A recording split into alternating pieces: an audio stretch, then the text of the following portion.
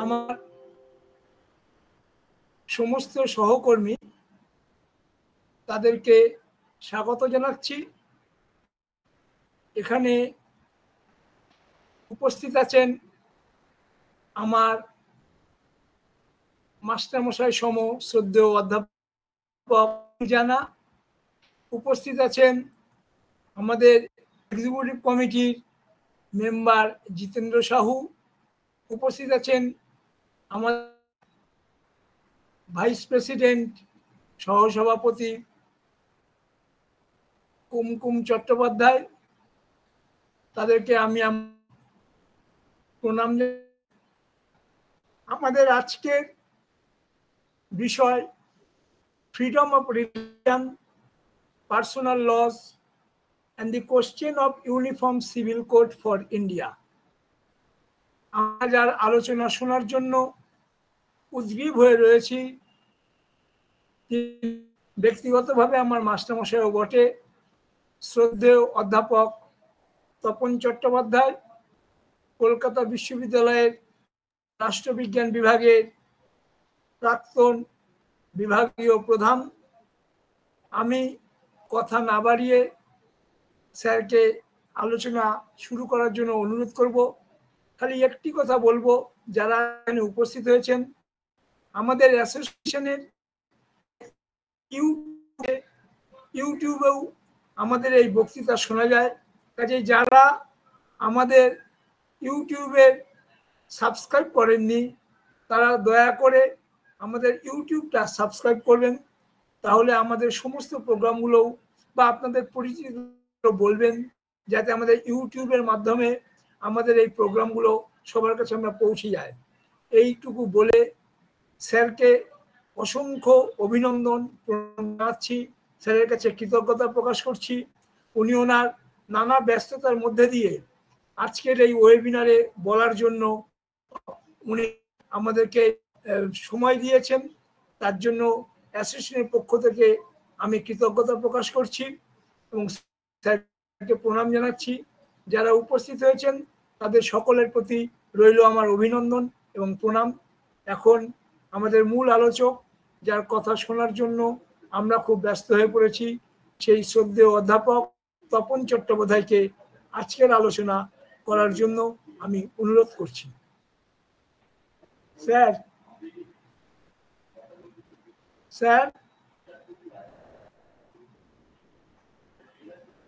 Sir আপনি mute হয়ে আছেন, আপনি কাইন্ডলি নিজেকে আনমিউট করেন যদি একটু। স্যার এখনো মিউট। হ্যাঁ, এবার হয়েছে স্যার, থ্যাংক ইউ স্যার। এবার শোনা যাচ্ছে? হ্যাঁ, এই আমার কথা শোনা যাচ্ছে না? হ্যাঁ শোনা যাচ্ছে। আচ্ছা, তাহলে আমি শুরু করব। হ্যাঁ। আচ্ছা বন্ধু, আপনারা জানেন যে আজকে যে আলোচ্য বিষয় সেটা মোটামুটি আইন সংক্রান্ত, সংবিধান সংক্রান্ত। এখানে কোনো থিওরি বা থটের ব্যাপার কিছু নেই, ফিলসফির ব্যাপার কিছু নেই, পলিটিক্যাল ফিলসফি কিছু নেই। ফলে আমি প্রথমেই আমার এই আইনি কচকচি শুনে বোর হওয়ার জন্য স্বেচ্ছায় যারা এখানে উপস্থিত হয়েছেন তাদের প্রত্যেককে প্রীতি, শুভেচ্ছা ও আমার আন্তরিক কৃতজ্ঞতা জানাই। আজকের মূল আলোচ্য বিষয় যেটা আমি আলোচনা করতে চাই হচ্ছে ইউনিফর্ম সিভিল কোড বা অভিন্ন দেওয়ানি বিধি। কিন্তু এই অভিন্ন দেওয়ানি বিধি বুঝতে গেলে, ইউনিফর্ম সিভিল কোড বুঝতে গেলে, তাহলে যদি হয় যে ইউনিফর্ম সিভিল কোড কি এবং কেন, কিসের ইউনিফর্মিটি, তাহলে তার ব্যাকগ্রাউন্ড হিসেবে যে আমাদের দেশে যে বিভিন্ন ধর্মীয় সম্প্রদায়ের পার্সোনাল লস বা ব্যক্তিগত আইন আছে সেগুলো একটু জানার দরকার। এখন এই যে ব্যক্তিগত আইনগুলো আছে বিভিন্ন ধর্মীয় সম্প্রদায়ের, তার থেকে বোঝাই যায় যে আমাদের দেশে ধর্মের স্বাধীনতা আছে। সেজন্য টাইটেলটা খুব বড়, freedom of religion, personal loss and the question of uniform civil code. তাহলে আমি শুরু করছি সংবিধানের রাইট টু রিলিজন। এটা সবাই জানেন, রাষ্ট্রবিজ্ঞানের ছাত্র, পড়ুয়া, গবেষক, শিক্ষক সকলেই জানেন যে সংবিধানের 25 নম্বর ধারা থেকে 28 নম্বর ধারা পর্যন্ত ভারতের নাগরিকদের প্রত্যেককে স্বাধীনতা দেওয়া হয়েছে, ধর্মের স্বাধীনতা দেওয়া হয়েছে 25 থেকে 28 পর্যন্ত। কিন্তু আজকের আলোচনা প্রাসঙ্গিক যে দুটো, সে দুটো হচ্ছে 25 এবং 26 নম্বর ধারা। তাই আপনারা সবাই জানেন, আপনাদের স্মরণ করিয়ে দেওয়ার জন্য, মনে করিয়ে দেওয়ার জন্য আমি শুধু একবার বলছি 25 এবং 26 ধারায় কি লেখা আছে। 25 ক ধারায় বলা হয়েছে 3টে শর্ত সাপেক্ষে জনশৃঙ্খলতা বা পাবলিক অর্ডার, নৈতিকতা বা মরালিটি ও জনস্বাস্থ্য বা পাবলিক হেলথ, এই 3টেকে বজায় রেখে ভারতে বসবাসকারী সমস্ত ব্যক্তি তাদের বিবেকের স্বাধীনতা ভোগ করবে এবং ধর্মগ্রহণ, ধর্মাচরণ ও ধর্ম প্রচারের সমান অধিকার ভোগ করবে। কিন্তু এই যে অধিকারগুলো, এই অধিকারগুলো অবাধ নয়। প্রথমত, রাষ্ট্র কতগুলো ব্যাপারে নিয়ন্ত্রণ জারি করতে পারে। প্রথমত, ধর্মীয় প্রথা, রীতিনীতি প্রভৃতির সঙ্গে সম্পর্কিত এমন রাজনৈতিক, অর্থনৈতিক ও অন্যান্য ধর্মনিরপেক্ষ কাজকর্ম রাষ্ট্র ইচ্ছে করে নিয়ন্ত্রণ করতে পারে। ইংরেজিতে যেটা বলা আছে সেটা হচ্ছে যে subject to public order, morality and public health, এই ধর্মগুলো এই স্বাধীনতা ভোগ করা সত্ত্বেও nothing in this article shall prevent the state from making any law regulating or restricting any economic, financial, political or other secular activity which may be associated with religious practice. দ্বিতীয়ত, রাষ্ট্র আর একটা ব্যাপারেও আইন করতে পারে বা নিয়ন্ত্রণ করতে পারে, সেটা হচ্ছে যাতে সমাজবিরোধী কাজকর্মের ফলে ধর্মীয় স্বাধীনতার অধিকারের অপব্যবহার না হয়, তার জন্য রাষ্ট্র প্রয়োজনে নিয়ন্ত্রণ করতে পারে, নিয়ন্ত্রণ আরোপ করতে পারে। এই গেল 25 নম্বর ধারা। আর 26 নম্বর ধারাতে যেটা বলা আছে সেটা হচ্ছে ভারতের প্রত্যেক ধর্মীয় সম্প্রদায়কে স্বাধীনতার অধিকার দেওয়া হয়েছে। কি কি অধিকার দেওয়া হয়েছে? প্রতিটি ধর্মীয় সম্প্রদায়কে বলা হচ্ছে যে তারা তাদের ধর্মীয় ও দাতব্য উদ্দেশ্যে প্রতিষ্ঠান তৈরি করতে পারবে, নিজস্ব ধর্মীয় কাজকর্ম পরিচালনা করতে পারবে, স্থাবর ও অস্থাবর সম্পত্তির মালিকানা অর্জন করতে পারবে এবং আইন মোতাবেক ওই ধরনের সম্পত্তির তত্ত্বাবধান করতে পারবে। তাহলে এই হচ্ছে মোটামুটি 25 এবং 26 ধারায় সংবিধানে ধর্মের স্বাধীনতার যে অধিকার দেওয়া আছে, এগুলো হচ্ছে মোটামুটি তাই। এখন ধরুন, সংবিধান রচনা হয়েছে তো পরে, স্বাধীনতার পরে, কিন্তু স্বাধীনতার অনেক আগের থেকেই বিভিন্ন যে ধর্মীয় সম্প্রদায় ভারতবর্ষে বাস করছিল, তারা কিন্তু নিজেদের পার্সোনাল লস ছিল, সেই অনুযায়ী তারা চলছিল। ইংরেজরা ভারতবর্ষে আসার পরে তারা তাদের উদ্দেশ্য ছিল হচ্ছে অর্থনৈতিক শোষণ, এবং সেটা করবার জন্য যে ধরনের প্রশাসনিক কাঠামো, সরকারি কাঠামো করলে উপযোগী হয়, তাদের পক্ষে ম্যানেজ করা সম্ভব হয়, নিয়ন্ত্রণ করা সম্ভব হয়, তারা সেরকম ভাবে একটা পর একটা আইন করে সেরকম ভাবে প্রশাসনিক কাঠামো, সরকারি কাঠামো তারা গড়ে তুলেছিল। ধর্মের ব্যাপারে এরকম একটা মাথা নাই।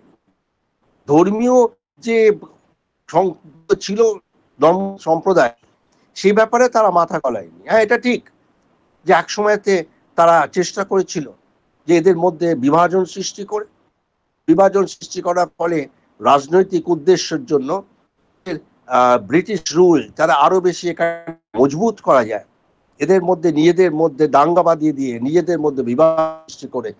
আমরা বাংলার স্বদেশী আন্দোলন থেকে শুরু করে ভারতবর্ষের যে ইতিহাসে আমরা লক্ষ্য করেছি যে ইংরেজরা এটা চেষ্টা করেছিল। এবং শুধু তাই নয়, আর একটা যে হচ্ছে, এটা থেকে বহু খ্রিস্টান মিশনারিরা এদেশে এসেছে এবং তারা অনেক ধর্মান্তরিত করেছেন, এটাও ঘটনা। কিন্তু প্রশাসনিকভাবে বা সরকারিভাবে কোনো বিশেষ ধরনের হস্তক্ষেপ করা, এই জিনিসটা ব্রিটিশ সরকার করেছে দু একটা জায়গায়, যেখানে দেখা গেছে যে কিছু ধর্মীয় রীতিনীতি যেগুলো ধর্মের নামে চলছে বটে, কিন্তু সেগুলো অমানবিক অত্যন্ত নিষ্ঠুর কতগুলো রীতিনীতি, যেগুলো না থাকলেও ধর্মের কোনো ক্ষতি হয় না, ধর্মাচরণের কোনো ক্ষতি হয় না, সেরকম তারা করবার চেষ্টা করেছে। যেমন উদাহরণস্বরূপ দুটো বলা যায়, একটা হচ্ছে 1829 সালে সতীদাহ প্রথা নিবারণ এবং 1856 সালে বিধবা বিবাহ আইন। কিন্তু এইগুলো করবার আগে ব্রিটিশ শাসন ব্যবস্থা, ব্রিটিশ শাসকরা তারা বুঝে নেবার চেষ্টা করেছে যে এই দুটোতে যদি আমরা তাহলে আমাদের যে আমরা খ্রিস্টান হয়ে এদেশে এসে ধর্মের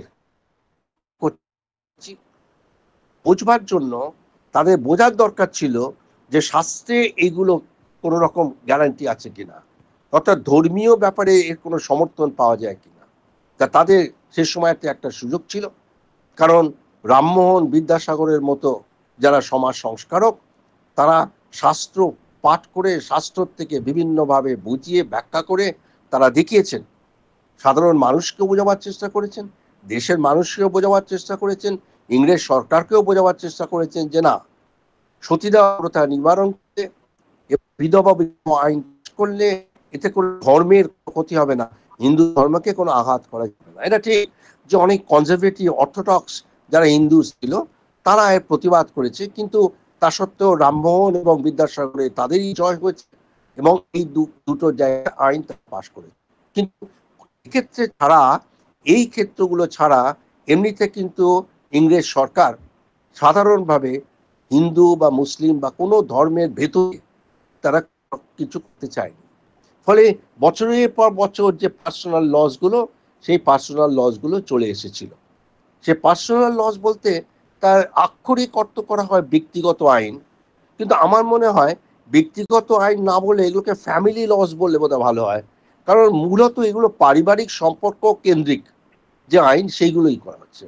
যেমন বিবাহ সংক্রান্ত আইন, যেমন বিবাহ বিচ্ছেদ সংক্রান্ত আইন, যেমন দত্তক দেওয়া আইন, যেমন খোরপোষ বা ভরণ পোষণের ব্যাপারটা আইন, মাইনর যারা নাবালক নাবালিকার অভিভাবক সংক্রান্ত আইন, উত্তরাধিকার সংক্রান্ত, এগুলো সবই পারিবারিক সম্পর্কের ব্যাপার।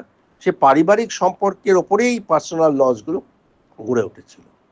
এবারে যখন ইংরেজ আমলে, তখন থেকেই এই পার্সোনাল লসগুলো ছিল, সংবিধান রচনার অনেক আগের থেকেই এই পার্সোনাল লসগুলো ছিল, কিন্তু এই পার্সোনাল লসগুলো মোটামুটিভাবে ধর্মের ওপর ভিত্তি করেই বরাবর ছিল, এবং তার মধ্যে এখনো কিছু কিছু পার্সোনাল লস ধর্মের ওপর ভিত্তি করে আছে, আমি আসবো সে আলোচনায়। তো এই পরবর্তীকালে, স্বাধীনতা পরবর্তীকালে যেটা করা হলো, কেন্দ্রীয় সরকার একটা কমিটি গঠন করলেন। সে কমিটির চেয়ারম্যান হলেন BN রাও, ব্যানার্জি নাগেশ্বর রাও। BN রাও তিনি ছিলেন কনস্টিটিউয়েন্ট অ্যাসেম্বলি বা গণপরিষদের সাংবিধানিক উপদেষ্টা। তাকে চেয়ারম্যান করে একটা কমিটি করা হলো। কেন না, হিন্দু আইনকে, হিন্দুরা যে ধর্মের ওপর প্রতিষ্ঠিত ছিল সেই সেটাকে বাদ দেওয়া যায়। অনেকগুলো খারাপ কুপ্রথা চলছিল স্বাধীনতার আগে, যেমন কুলীন প্রথা, যেমন একটা অন্ধ কতগুলো বিশ্বাস, কালা পানি পাঠ করা ইত্যাদি ইত্যাদি, এগুলো সব ধর্মের নামে চলছিল। আসলে এই জিনিসগুলোকে বাদ দিয়ে কিভাবে একটা একটা সেকুলার একটা কোড করা যায় সেই নিয়ে ভাবনা চিন্তা করবার জন্য BN রাওকে চেয়ারম্যান করে একটা কমিটি করা হলো। BN রাও কমিটি একটা ড্রাফট করে দিলেন, সেই ড্রাফটটাকে 4টে ভাগে ভাগ করা হলো, 4টে আইন সেখানে করা হলো।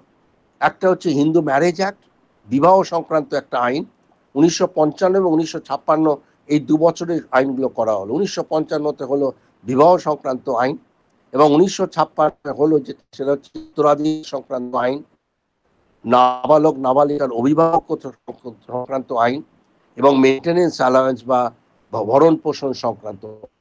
ফলে এই 4টে আইনই মোটামুটি করা হলো। অতি সংক্ষেপে আমি এই 4টে আইনকে বিবৃত করবার চেষ্টা করব, কারণ পার্সোনাল লসগুলো যদি আমরা না বুঝি, পার্সোনাল লসগুলো যদি আমাদের মাথায় না থাকে, তাহলে সমস্যা হচ্ছে কেন uniform civil code, uniform civil কোডের প্রশ্ন কেন উঠছে, ইউনিফর্ম সিভিল কোড কি এবং কেন, সেটা আমরা পরিষ্কারভাবে বুঝতে পারবো না। তো হিন্দু ম্যারেজ অ্যাক্টে যেটা বলা হচ্ছে, এই বিবাহ সংক্রান্ত আইনে যেটা বলা হয়েছে, তা হচ্ছে এই যে যে কোনো দুজন হিন্দু ব্যক্তি তারা বিবাহ করতে পারে দুটো শর্ত সাপেক্ষে। এক, পাত্রের বয়স 21 হতে হবে ন্যূনতম, এবং পাত্রীর বয়স 18 বছর বয়স হতে হবে, এটা একটা শর্ত। আর দ্বিতীয় শর্ত যেটা সেটা বলা হলো যে বিবাহের সময় এদের কারুরই কেউই বিবাহিত থাকতে পারবেন না, অর্থাৎ পাত্রের কোনো বিবাহিতা স্ত্রী সে সময় থাকতে পারবে না, বা কোনো বিবাহিত স্বামী থাকতে পারবে না। অর্থাৎ বহু বিবাহ, বাইগেমি বা পলিগেমি এই হিন্দু ম্যারেজ অ্যাক্টে একদম পুরোপুরিভাবে নিষিদ্ধ ঘোষণা করা হলো। পলিগ্যামির বিরুদ্ধে হিন্দু ম্যারেজ অ্যাক্ট করা হলো। এবারে বিয়ে হলো, বিয়ের পরে দাম্পত্য জীবন তারা কাটাতে শুরু করলেন। হয়তো কিছুদিন বাদে দেখা গেল তাদের মধ্যে বনিবনা হচ্ছে না, বিবাদ হচ্ছে, নানা রকম সমস্যা দেখা দিচ্ছে, নানাবিধ কারণ দেখা দিচ্ছে, তখন বিবাহ বিচ্ছেদের কথা ভাবতে হবে। বলা হলো বিবাহ বিচ্ছেদ করতে গেলে কোর্টের মাধ্যমে করতে হবে। বিবাহ বিচ্ছেদের জন্য আবেদন যে কেউ করতে পারে, স্বামী বা স্ত্রী যে কেউ করতে পারে, কিন্তু মিনিমাম 1 বছর, বিয়ের 1 বছরের মধ্যে কোনো ডিভোর্স পিটিশন করা যাবে না। 1 বছর বাদে করতে পারে, এবং কি কি গ্রাউন্ডে করতে পারে, কোন কোন কারণে করতে পারে সেটার একটা লিস্ট করে দেওয়া আছে। আমি ডিটেলে না বলে মুখ্য যে কারণগুলো বলা হয়েছে আমি সেগুলো বলছি। প্রথমত যেটা হতে পারে সেটা হচ্ছে যে বিবাহ বহির্ভূত কোনো যৌন সম্পর্ক থাকলে, সেটা স্ত্রীরও থাকতে পারে, স্বামীরও থাকতে পারে, যার থাকবে তার বিপক্ষে আরেকজন যিনি আছেন তিনি ডিভোর্স করবেন। এক। দ্বিতীয়ত হচ্ছে আবেদনকারীকে প্রতি নিষ্ঠুর আচরণ করছেন অপরপক্ষ, নিষ্ঠুর ব্যবহার, নিষ্ঠুর আচরণ।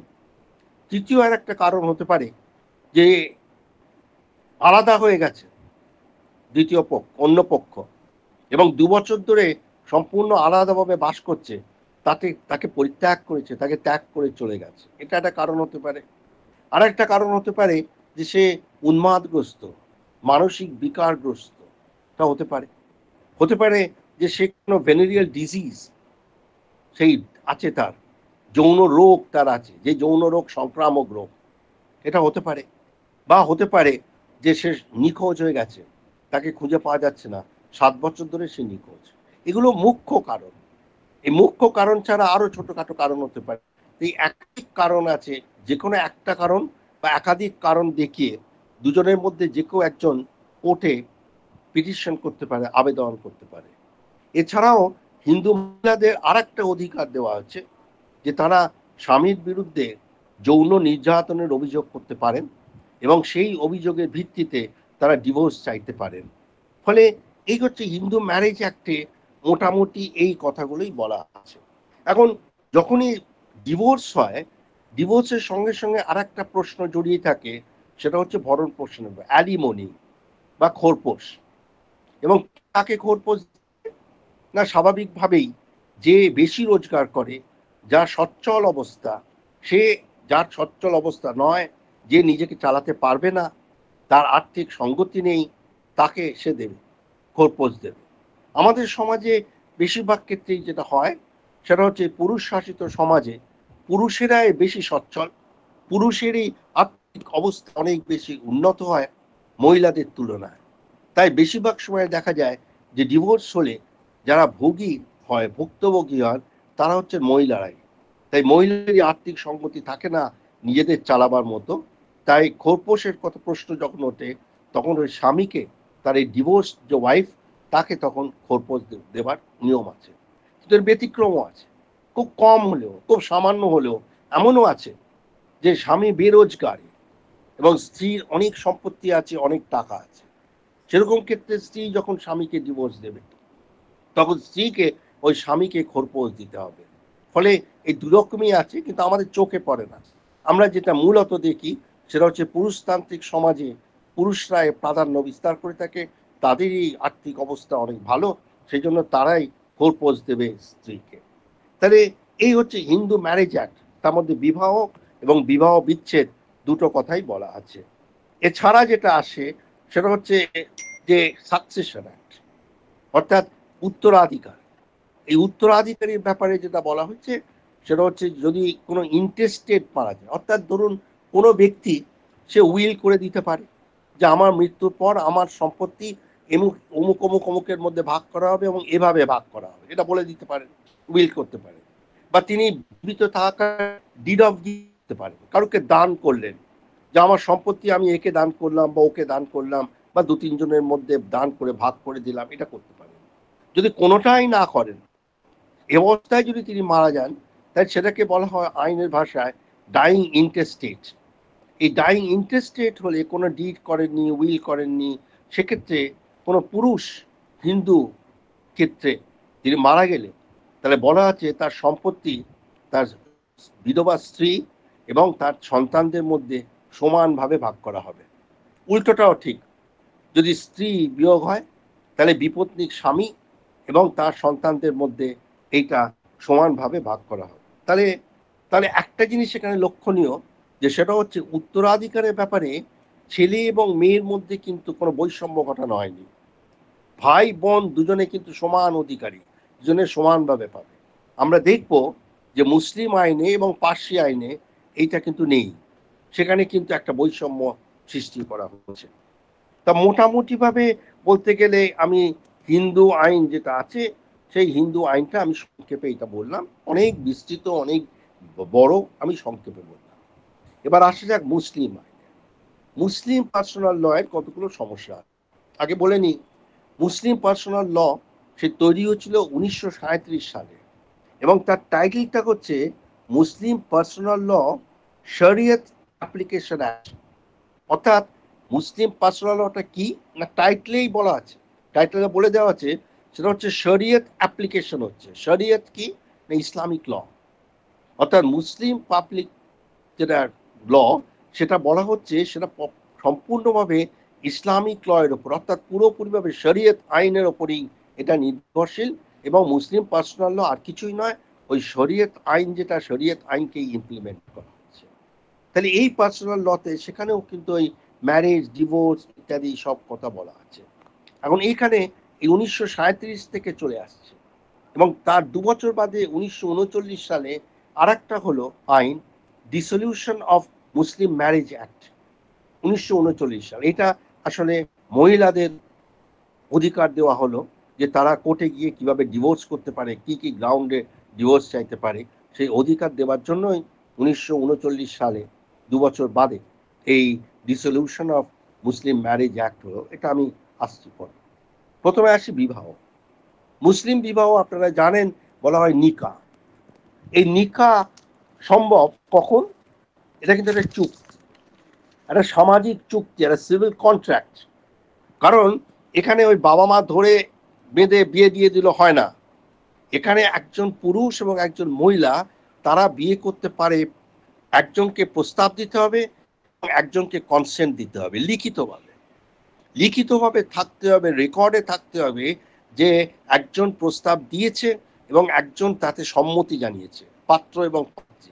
এই রেকর্ড যদি না থাকে, তাদের যদি প্রপোজাল এবং কনসেন্ট এই দুটোই যদি না থাকে, তাহলে বিবাহ সম্পন্ন হবে না। তার মানে মুসলিম যে নিকাহ বিবাহ, সেখানে একটা চুক্তি, এটা চুক্তিবদ্ধ যে একজন প্রপোজ করতে হবে এবং একজন সেটা কনসেন্ট জানাতে হবে। এবং এই যে বিবাহ, এই বিবাহ করতে গেলে কিন্তু কতগুলো শর্ত আছে। সেই শর্ত হচ্ছে কি?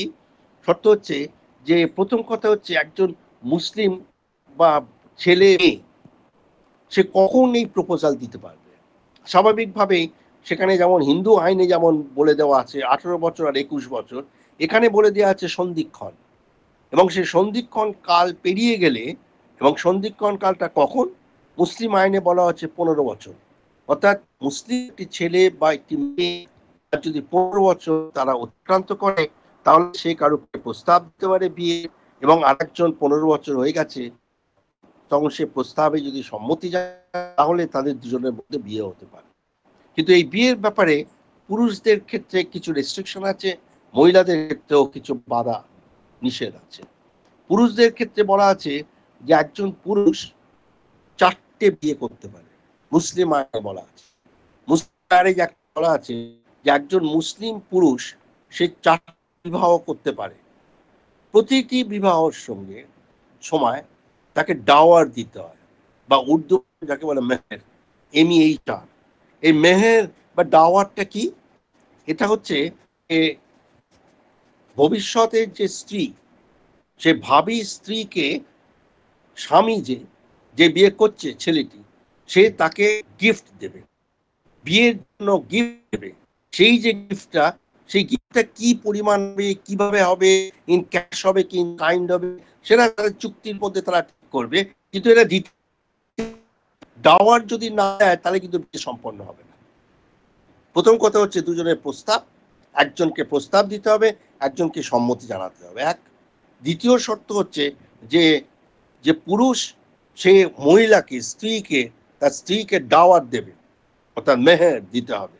সুতরাং সেটা না দিলে তাহলে কিন্তু হবে।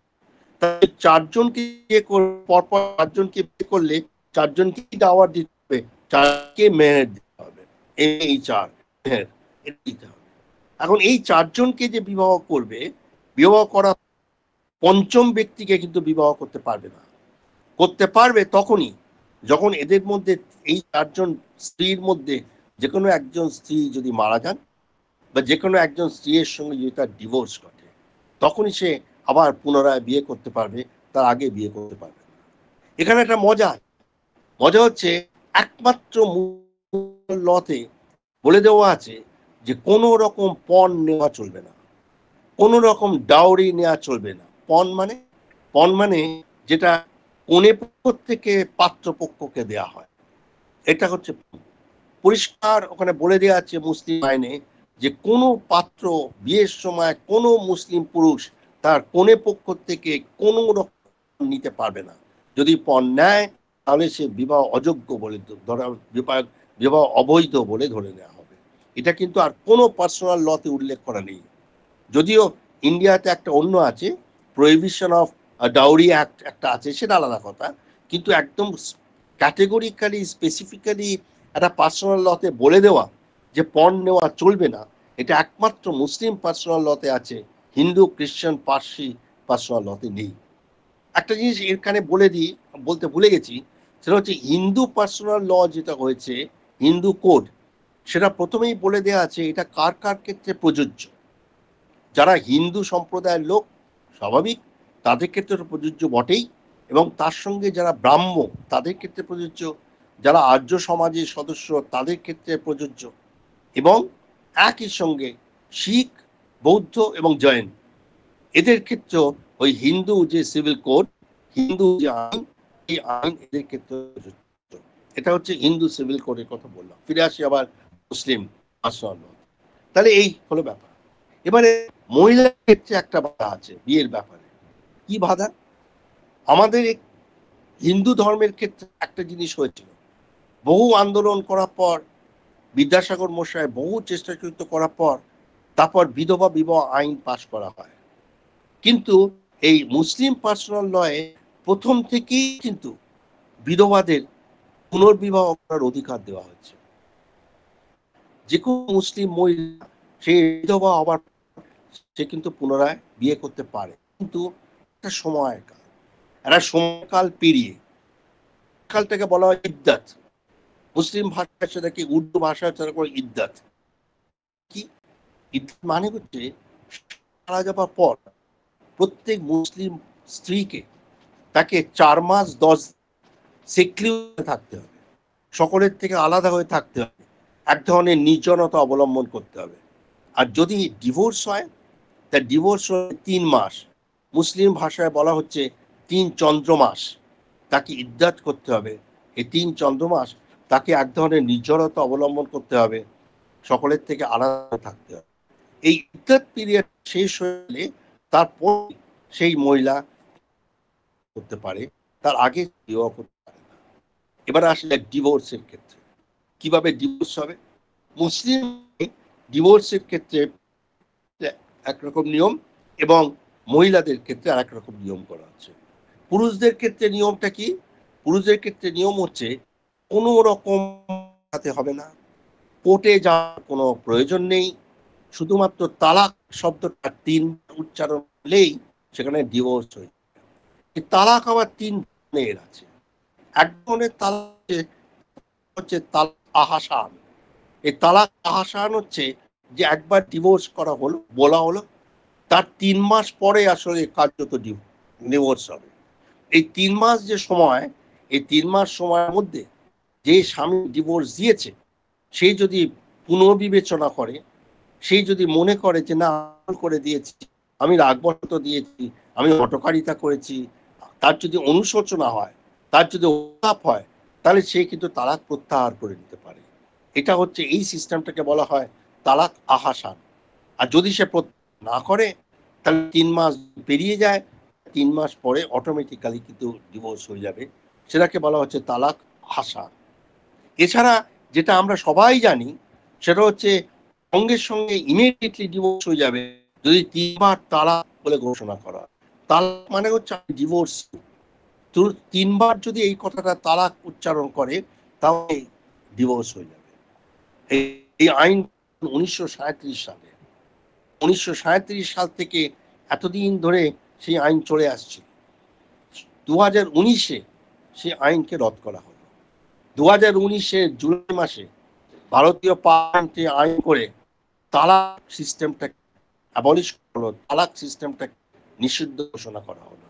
তার আগে পর্যন্ত মুসলিম পার্সোনাল ল এই তালাক ব্যবস্থা রীতিমতো ভাবে চলে এসেছে। এই তালাকের প্রশ্নে আমি পরে আসছি। এবার মুসলিম মহিলাদের ডিভোর্সের ব্যাপার কি হবে? মুসলিম মহিলা যখন যারা করতে পারে সেই জন্য বললাম 39 সালে একটা নতুন আইন করা হয়েছিল, dissolution of Muslim marriage act. এই ডিসলিউশন অফ মুসলিম ম্যারেজ অ্যাক্টে মুসলিম বিবাহিতা মহিলাদের অধিকার দেওয়া আছে যে তারা ওই তার স্বামীকে সে ডিভোর্স করার জন্য কোর্টে আবেদন করতে হবে। এখানে কিন্তু ওই সরাসরি কোনো কারণ দেখাতে পারবো না বা আমার ইচ্ছে মতো আমি কোর্টে যাব না তা নয়, কোর্টে যেতে হবে এবং কারণ দেখাতে হবে। কারণগুলো মোটামুটিভাবে হিন্দু লতে যে কারণগুলো বলা আছে মোটামুটিভাবে সেই কারণগুলোই আছে, ওই একটা দুটো এক্সট্রা আছে। যেমন এক জায়গায় বলা আছে যে যদি মিথ্যা মিথ্যা অভিযোগ করে যে তার বিবাহ বহির্ভূত কোনো সম্পর্ক আছে, বিবাহ বহির্ভূত কোনো যৌন সম্পর্ক আছে, তাহলে তার বিরুদ্ধে এইটার অভিযোগের বিরুদ্ধে অভিযোগ খণ্ডন করবার জন্য যে কোনো মুসলিম স্ত্রী তার স্বামীর বিরুদ্ধে কেস করতে পারে এবং সেই কেসটাই ডিভোর্সের দিকে চলে যেতে পারে, এটা বলা আছে। এছাড়া অন্য যে কারণগুলো বলা আছে মোটামুটিভাবে হিন্দু লতে যে কারণগুলো বলা আছে মোটামুটিভাবে সেই কারণগুলোই ওখানে বলা আছে। ডিভোর্সের সঙ্গে আমরা জানি মেনটেনেন্সের প্রশ্নটা জড়িত, অ্যালিমনি, খোরপোশ, ভরণ পোষণ। এখানে অদ্ভুতভাবে বলা হয়েছে যে একমাত্র ইদ্দাত পিরিয়ডের সময়তেই স্বামী স্ত্রীকে খোরপোশ দেবে। ইদ্দাত পিরিয়ড মানে 3 মাস। ডিভোর্সের পর 3 মাস ওই সেক্লুশনে থাকতে হয়, নির্জনতা অবলম্বন করতে হয়। ওই 3 মাস খোরপোশ দেওয়ার পরে স্বামীর ভরণ পোষণের দায়িত্ব শেষ হয়ে গেল, তারপরে আর দেবে না। এই আইনটা চলে আসছে চিরকাল। তারপরে যেটা আমরা জানি যে এই আইনের পরিপ্রেক্ষিতেই বিখ্যাত কেস হয় শাবানো কেস 1985 সালে। সেই শাবানোর স্বামী মোহাম্মদ আহমেদ খান তিনি বললেন যে আমি 3 মাস দিয়েছি, খোরপোশ দিয়েছি, আর আমার খোরপোশ দেবার কোনো ডিউটি নেই, কর্তব্য নয়, কারণ মুসলিম পার্সোনাল লতে বলা হচ্ছে ওই 3 মাস মেনটেনেন্স অ্যালাউন্স দিতে হবে। শাবানো বেগম তিনি কোর্টে যান, তিনি আদালতে গিয়ে তিনি বলেন যে আমার কোনো আর্থিক সঙ্গতি নেই, আমার কোনো রোজগার নেই, আমাকে আর্থিক সাহায্য না করলে আমার স্বামী যদি খোরপোশ না দেয় তাহলে আমি আমার জীবন চালাতে পারবো না, আমি শেষ হয়ে যাব। তখন কোর্ট থেকে তখন ভার্ডিক্ট দেওয়া হয় যে এটা ঠিকই যে মুসলিম পার্সোনাল লতে বলা আছে যে মেনটেনেন্স অ্যালাউন্স 3 মাসের জন্য দিতে হবে, কিন্তু ভারতে যে ক্রিমিনাল প্রসিডিওর কোড আছে সেই ক্রিমিনাল প্রসিডিওর কোডের 125 নম্বর সেকশনে সেখানে কিন্তু পরিষ্কার করে বলে দেওয়া আছে যে না, ওই তোমাকে দিয়ে যেতে হবে খোরপোশ। একজন মহিলা তাকে ডিভোর্স করার পর, সেই ডিভোর্স করার পরে যদি দেখা যায় যে সে মহিলার আর্থিক অবস্থা খুব খারাপ, সে নিজের ন্যূনতম জিনিস যেগুলো প্রয়োজন সেগুলো জোগাড় করার মতো তার আর্থিক অবস্থা নেই, তাহলে তার স্বামীর উচিত কর্তব্য তাকে দিতেই হবে, বাধ্য, তাকে খোরপোশ দিতে হবে। এবং এখানে কোনো সময় বলা নেই, কোনো সময় নির্দেশ করা নেই। যেহেতু সময় নির্দেশ করা নেই তাই সুপ্রিম কোর্টের জাজেদের তাদের বক্তব্য ছিল যে না, সময় যখন নির্দেশ করে দেওয়া নেই তার মানে এটা পরিষ্কার যতদিন সেই মহিলা জীবিত থাকবে ততদিন পর্যন্ত স্বামীকে খোরপোশ দিতে হবে। আর একটা উপায় আছে, যদি সেই মহিলা আবার পুনরায় বিয়ে করে তাহলে আর খোরপোশ দিতে হবে না। অর্থাৎ যতদিন না বিয়ে করছে বা যতদিন না মৃত্যু হচ্ছে, এই দুটোর মধ্যে হুইচ এভার ইজ আর্লিয়ার, সেই পর্যন্ত স্বামীকে খোরপোশ দিয়ে যেতে হবে। এই রায় বেরোনোর পর আপনারা জানেন একটা তুমুল আন্দোলন শুরু, মুসলিম সমাজের মধ্যে থেকে একটা প্রবল আপত্তি আসে এবং অল ইন্ডিয়া যে Muslim personal law board, all India Muslim personal law থেকে কেন্দ্র সরকার জানানো হলো যে এই নিয়ে যদি কোনো কেস হয়, এই নিয়ে যদি কোনো আইন হয়, তাহলে আমরা সেটা মানব না। কারণ আমাদের যে পার্সোনাল ল, সেই পার্সোনাল ল শরিয়ত আইনের ওপর ভিত্তি করে, সেই পার্সোনাল ল হচ্ছে ধর্মের ওপর ভিত্তি করে, তাহলে ধর্মকে ব্যাঘাত করা হবে যদি এই আইনটা পাল্টে দেওয়া হয়। সুতরাং সুপ্রিম কোর্টের যে ভার্ডিক্ট, সেই ভার্ডিক্ট আমরা মানি না। সুতরাং একটা ব্যবস্থা করতে হবে, এই না মেনে যেমন মেনটেন্যান্স অ্যালাউন্স আমরা 3 মাস দিচ্ছিলাম সেই জিনিসে বহাল রাখতে হবে। রাজীব গান্ধী তখন প্রধানমন্ত্রী, রাজীব গান্ধীর নেতৃত্বে পার্লামেন্টে এক নতুন আইন করা হলো, Muslim women protection on divorce act 1986 সালে।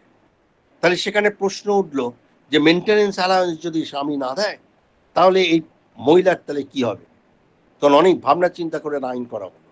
সে আইনে বলা হলো যে মহিলা সত্যি সত্যি তার আর্থিক অবস্থা খুব খারাপ, তার নিজেকে চালাবার মতো ক্ষমতা নেই, তাকে কারুর না কারুর উপর ভরসা করতে হবে, তাকে দেখাশোনা করার জন্য কারোর দায়িত্ব নিতে হবে, তা সেই দায়িত্ব মুসলিম পার্সোনাল ল অনুযায়ী যদি স্বামী 3 মাস পরে আর না নেয় তাহলে কে নেবে? বলা হলো যে এই মহিলার যতটুকু স্থাবর সম্পত্তি আছে, তার যতটুকু সম্পত্তি আছে, সেই সম্পত্তির যারা উত্তরাধিকারী, তিনি মারা যাওয়ার পর সেই সম্পত্তি যারা ভোগ করবে, সেই উত্তরাধিকারীদের কোর্ট থেকে ম্যাজিস্ট্রেট তখন নির্দেশ দেবে যে তোমরা ওনার সম্পত্তি ভোগ করবে, সুতরাং তোমাদের দায়িত্ব ওনার ভরণ পোষণ করা যতদিন উনি জীবিত আছেন। এমনও হতে পারে যে তার সেরকম সম্পত্তি নেই, এমন হতে পারে তার কোনো উত্তরাধিকারী নেই। যদি সেক্ষেত্রে তাহলে কি হবে? ওই আইনে বলা হলো সেক্ষেত্রে রাজ্যের যে ওয়াকফ বোর্ড, যে রাজ্যে ঘটনা ঘটেছে সেই রাজ্যের ওয়াকফ বোর্ড তখন এই মহিলার দায়িত্ব নেবে। ওয়াকফ বোর্ড মানে হচ্ছে, ওয়াকফ হচ্ছে একটা সম্পত্তি, মানে মুসলিমদের মধ্যে একটা হচ্ছে যে যারা দান করছে, কেউ বিল্ডিং দান করতে পারে, কেউ জমি দান করতে পারে, কেউ টাকা পয়সা দান করতে পারে, বিভিন্নভাবে দান করছে। কেন দান করছে? যে সেটা ধর্মীয় ব্যবস্থায় কাজে লাগানো হবে বা চ্যারিটির জন্য, গরিবদের দুঃখ কষ্ট দূর করবার জন্য। তাহলে এই ওয়াকফের প্রপার্টি, এই যে সম্পত্তি, এই সম্পত্তি যারা দেখাশোনা করে তাদেরকে বলা হয় ওয়াকফ বোর্ড। তা এই আইনে বলা হলো যে যদি কোনো উত্তরাধিকারী মহিলার না থাকে তাহলে সেক্ষেত্রে ওয়াকফ বোর্ড যেটা প্রত্যেক রাজ্যে আছে, সেই স্টেট ওয়াকফ বোর্ড তারা দায়িত্ব নেবে তাকে দেখাশোনা করবার জন্য। তাহলে বেঁচে গেল কে? এই আইনের দ্বারা কিন্তু নিষ্কৃতি দেওয়া হলো ওই স্বামীকে, সে কিন্তু সেই পার্সোনাল লটা থেকে গেল, অর্থাৎ সে 3 মাসের পরে সে কিন্তু আর দেবে না। ফলে এইটাই চলতে থাকবে, এটাই চলছিল এতদিন ধরে। জাস্ট 1 সপ্তাহ আগে, গত সপ্তাহে 10ই জুলাই আবার একটা কাণ্ড ঘটল। কি কাণ্ড হলো না, একটা কেস হলো তেলেঙ্গানা হাইকোর্টে। সেই তেলেঙ্গানা হাইকোর্টের কেস হলো, সেখানে একজন ব্যক্তি মোহাম্মদ আব্দুল সামাদ, এই মোহাম্মদ আব্দুল সামাদ তিনি 3 মাস ওই খোরপোশ দেওয়া বন্ধ করে দিলেন। তো তার স্ত্রী কোর্টে কেস করলেন, তেলেঙ্গানায় বাস করেন তিনি তেলেঙ্গানা হাইকোর্টে কেস করলেন যে আমি খাবো কি, আমি বেঁচে থাকবো কি করে, আমি বেরোজগার, আমাকে যদি না দেয় খোরপোশ আমি মরে যাব। তখন ওই হাইকোর্ট থেকে ওই রায় দেওয়া হলো, যেটা শাহবানো কেসে রায় দেওয়া হয়েছিল, যে না, মুসলিম পার্সোনাল লতে যে কথাই বলা থাক না কেন, ইন্ডিয়ান যে ক্রিমিনাল প্রসিডিওর কোড সেখানে বলা আছে 125 সেকশনে, তার 25 নাম্বার ধারাতে বলা আছে যে না, খোরপোশ দিয়ে যেতেই হবে। যদি অভাবী মহিলা হয় তাহলে যতদিন জীবিত থাকবে বা যতদিন না সে পুনর্বিবাহ করছে ততদিন খোরপোশ দিয়ে যেতে হবে। ফলে সে শাবানো কেসে যেই রায় দিয়েছিল সুপ্রিম কোর্ট, সেই রায় তেলেঙ্গানা হাইকোর্ট দিল। এবার এইটাকে চ্যালেঞ্জ করে চলে গেল সুপ্রিম কোর্টে, এবং সুপ্রিম কোর্টে তারা বললো যে না, ওই যে রাজীব গান্ধীর সময়তে যে মেনটেনেন্স অফ ওই যে উইমেন, প্রোটেকশন অফ উইমেন ডিভোর্সের পরে যে হবে, এই যে আইন করা হচ্ছে Muslim women protection on divorce act 1986 সালে, সেই অ্যাক্টে তো পরিষ্কার বলা আছে যে আমাকে মেনটেনেন্স অ্যালাওয়েন্স দিতে হবে না। সেখানে পরিষ্কার বলা আছে তার দায়িত্ব নেবে তার উত্তরাধিকারীরা, তার দায়িত্ব নেবে ওয়াকফ বোর্ড। তাহলে কেন তেলেঙ্গানা হাইকোর্ট আমাকে আবার দায়িত্ব নিতে বলছে? সুতরাং এটাকে নাকচ করে দেওয়া হোক। সুপ্রিম কোর্ট গত 10ই জুলাই পরিষ্কার বলে দিল যে হতে পারে না। পার্সোনাল ল একটা ধর্মের ওপর ভিত্তি করে ওই জিনিসটা করা হয়েছে, শরিয়াত আইন, এবং এইটা হচ্ছে একটা সেকুলার আইন, ইন্ডিয়ান ক্রিমিনাল প্রসিডিওর কোড। ফলে সেকুলার আইন এবং ধর্মীয় আইনের মধ্যে যখন সংঘাত হবে, তখন ভারতবর্ষ একটা সেকুলার কান্ট্রি, আমরা বলবো যে সেকুলার যে আইন সেই আইনটাই ডমিনেন্ট হবে, সেই আইনটাই থাকবে। ফলে ওই ইন্ডিয়ান ক্রিমিনাল প্রসিডিওর কোডের 125 নম্বর ধারায় যে কথা বলা হয়েছে সেইটাই মেনে নিলাম আমরা। অর্থাৎ তোমাকে খোরপোশ দিয়ে যেতে হবে যতদিন না এই মহিলা মৃত্যু হচ্ছে, বা যতদিন না এই মহিলা যদি পুনর্বিবাহ যতদিন না হচ্ছে। ফলে এই অবস্থা দাঁড়িয়েছে হচ্ছে এই ইন্ডিয়ান যে শাবানো কেসের পরে এটা দাঁড়িয়েছে। ফলে শাবানো কেসের ফলে কিন্তু একটা ঘটনা ঘটেছিল। ঘটনা হচ্ছে সেই সময় ওই রায় দেওয়ার পর প্রধান বিচারপতি, তৎকালীন সুপ্রিম কোর্টের প্রধান বিচারপতি, তিনি খুব আক্ষেপ করে বলেছিলেন 1985 সালে, আক্ষেপ করে বলেছিলেন যে এতদিন হয়ে গেল ভারতবর্ষের সরকার কোনো রকম তাদের হেলদোল নেই, তারা কোনো রকম এই ইউনিফর্ম সিভিল কোডের ব্যাপারে তারা কোনো প্রচেষ্টাই করছে না, কোনো চেষ্টাই করছে না, সেদিকে যাবার কথাই বলছে না। এরা 1985 সালে তিনি বলেছিলেন। আর আজকে হয়ে গেল 2024, আজও পর্যন্ত ইউনিফর্ম সিভিল কোড হয়নি। সেটা আলাদা কথা, কেন হয়নি, কি ব্যাপার, হওয়া উচিত কি উচিত নয় সেটা আলাদা। কিন্তু বাস্তব ঘটনাটা হচ্ছে যে কোর্ট কিন্তু যতগুলো জাস্টিস হয়েছে, যতগুলো জাজ হয়েছে, আমরা দেখব প্রত্যেকটা যে কিন্তু এই ইউনিফর্ম সিভিল কোডের কথার উপর জোর দিয়েছে। যদিও ইউনিফর্ম সিভিল কোড আমরা দেখবো যেহেতু ডাইরেক্টিভ প্রিন্সিপালসে পড়ে, সেটা কোর্টে বলবৎযোগ্য নয়, তথাপি কোর্ট তার মতামত তিনি ব্যক্ত করেছেন। তাহলে এই মুসলিম এতে যাওয়ার আগে আমরা আর দুটো জিনিস মুসলিম পার্সোনাল ল আমরা দেখে নিই। ওই ইউনিফর্ম সিভিল কোডে যাওয়ার আগে আমরা আর দুটো মুসলিম পার্সোনাল ল এর মধ্যে জিনিস আছে দেখে নিই। এক হচ্ছে উত্তরাধিকারের কথা। এই উত্তরাধিকারের কথা পরিষ্কার বলা হচ্ছে, একটা ফর্মুলা আছে, double share to the male, double share to the male, পরিষ্কার। অর্থাৎ ইন্টেস্টেড কোনো পুরুষ যদি মারা যায় বা কোনো মহিলা যদি মারা যায়, তার সম্পত্তি যে ভাগ করা হবে, হয় বিধবা স্ত্রী বা বিপত্নিক স্বামী তার এবং সন্তানদের মধ্যে, এমনভাবে ভাগ করা হবে যাতে প্রতিটি ছেলে তার বোনের তুলনায় ডবল পাবে সম্পত্তি। বোন যতটুকু পাবে, ভাই তার থেকে ডবল সম্পত্তি পাবে। অর্থাৎ এইটা হচ্ছে তাদের ফর্মুলা, যে double share to the male. এইটা একমাত্র মুসলিম আইনে আছে, এবং আমরা দেখব কিছুটা পার্সি আইনের মধ্যে আছে। আর আরেকটা মুসলিম আইন শেষ যেটা বলি, সেটা হচ্ছে অ্যাডপশন, তত্ত্বাবধান। ডিভোর্স হয়ে যাওয়ার পর সেই মহিলার কাছে তার নাবালক নাবালিকা সন্তানরা তার তত্ত্বাবধানে কতদিন থাকবে। এটা দুরকম সিস্টেম আছে মুসলিমদের মধ্যে। একটা হচ্ছে হানাফি সিস্টেম। এই হানাফি সিস্টেমে বলা হচ্ছে যে এটা যেটা হবে তা হচ্ছে যে 7 বছর বয়স হয়ে গেলে ছেলে আর মার তত্ত্বাবধানে থাকবে না, সে নিজের মতো থাকতে পারবে। আর মেয়ের 9 বছর বয়স হয়ে গেলে মেয়ে নিজের মতো থাকতে পারবে। এখন এই যে ব্যাপারটা হয়েছে স্বাভাবিক, এটা করে মুসলিম মহিলা ক্ষুব্ধ, এবং তখন একটা বিকল্প একটা ব্যবস্থা হলো যে ঠিক আছে, হানাফি সিস্টেমে যদি না পছন্দ হয় তাহলে মালিকি সিস্টেম। সে মালিকি সিস্টেমটা কি? সেটা হচ্ছে যে নাবালক নাবালিকা, বালক এবং বালিকা, তারা দুজনে, ছেলে মার তত্ত্বাবধানে থাকবে তার বয়ঃসন্ধিকাল পর্যন্ত, আর মেয়ে মার তত্ত্বাবধানে থাকবে তার বিবাহ পর্যন্ত। তাহলে এই দুটো আইন কিন্তু পাশাপাশি চলছে, একটা হানাফি সিস্টেম এবং আর একটা হচ্ছে মালিকি সিস্টেম। তাহলে এই দুটোর মধ্যে কোনটা সঠিক, কোনটা থাকবে, সেটা কিন্তু নির্দিষ্ট করে বলা হয়নি। তাহলে এই যদি মুসলিম পার্সোনাল ল হয়, তাহলে আমরা একটা জিনিস পরিষ্কার দেখতে পাচ্ছি যে মুসলিম পার্সোনাল লতে অনেকগুলো জায়গায় কিছু সমস্যার দেখা দিচ্ছে। ওই জন্য অনেকে মনে করেছেন, অনেক আইনজ্ঞ তারা মনে করেছেন যে মুসলিম পার্সোনাল লয়ের কিন্তু একটা সংস্কার করা উচিত।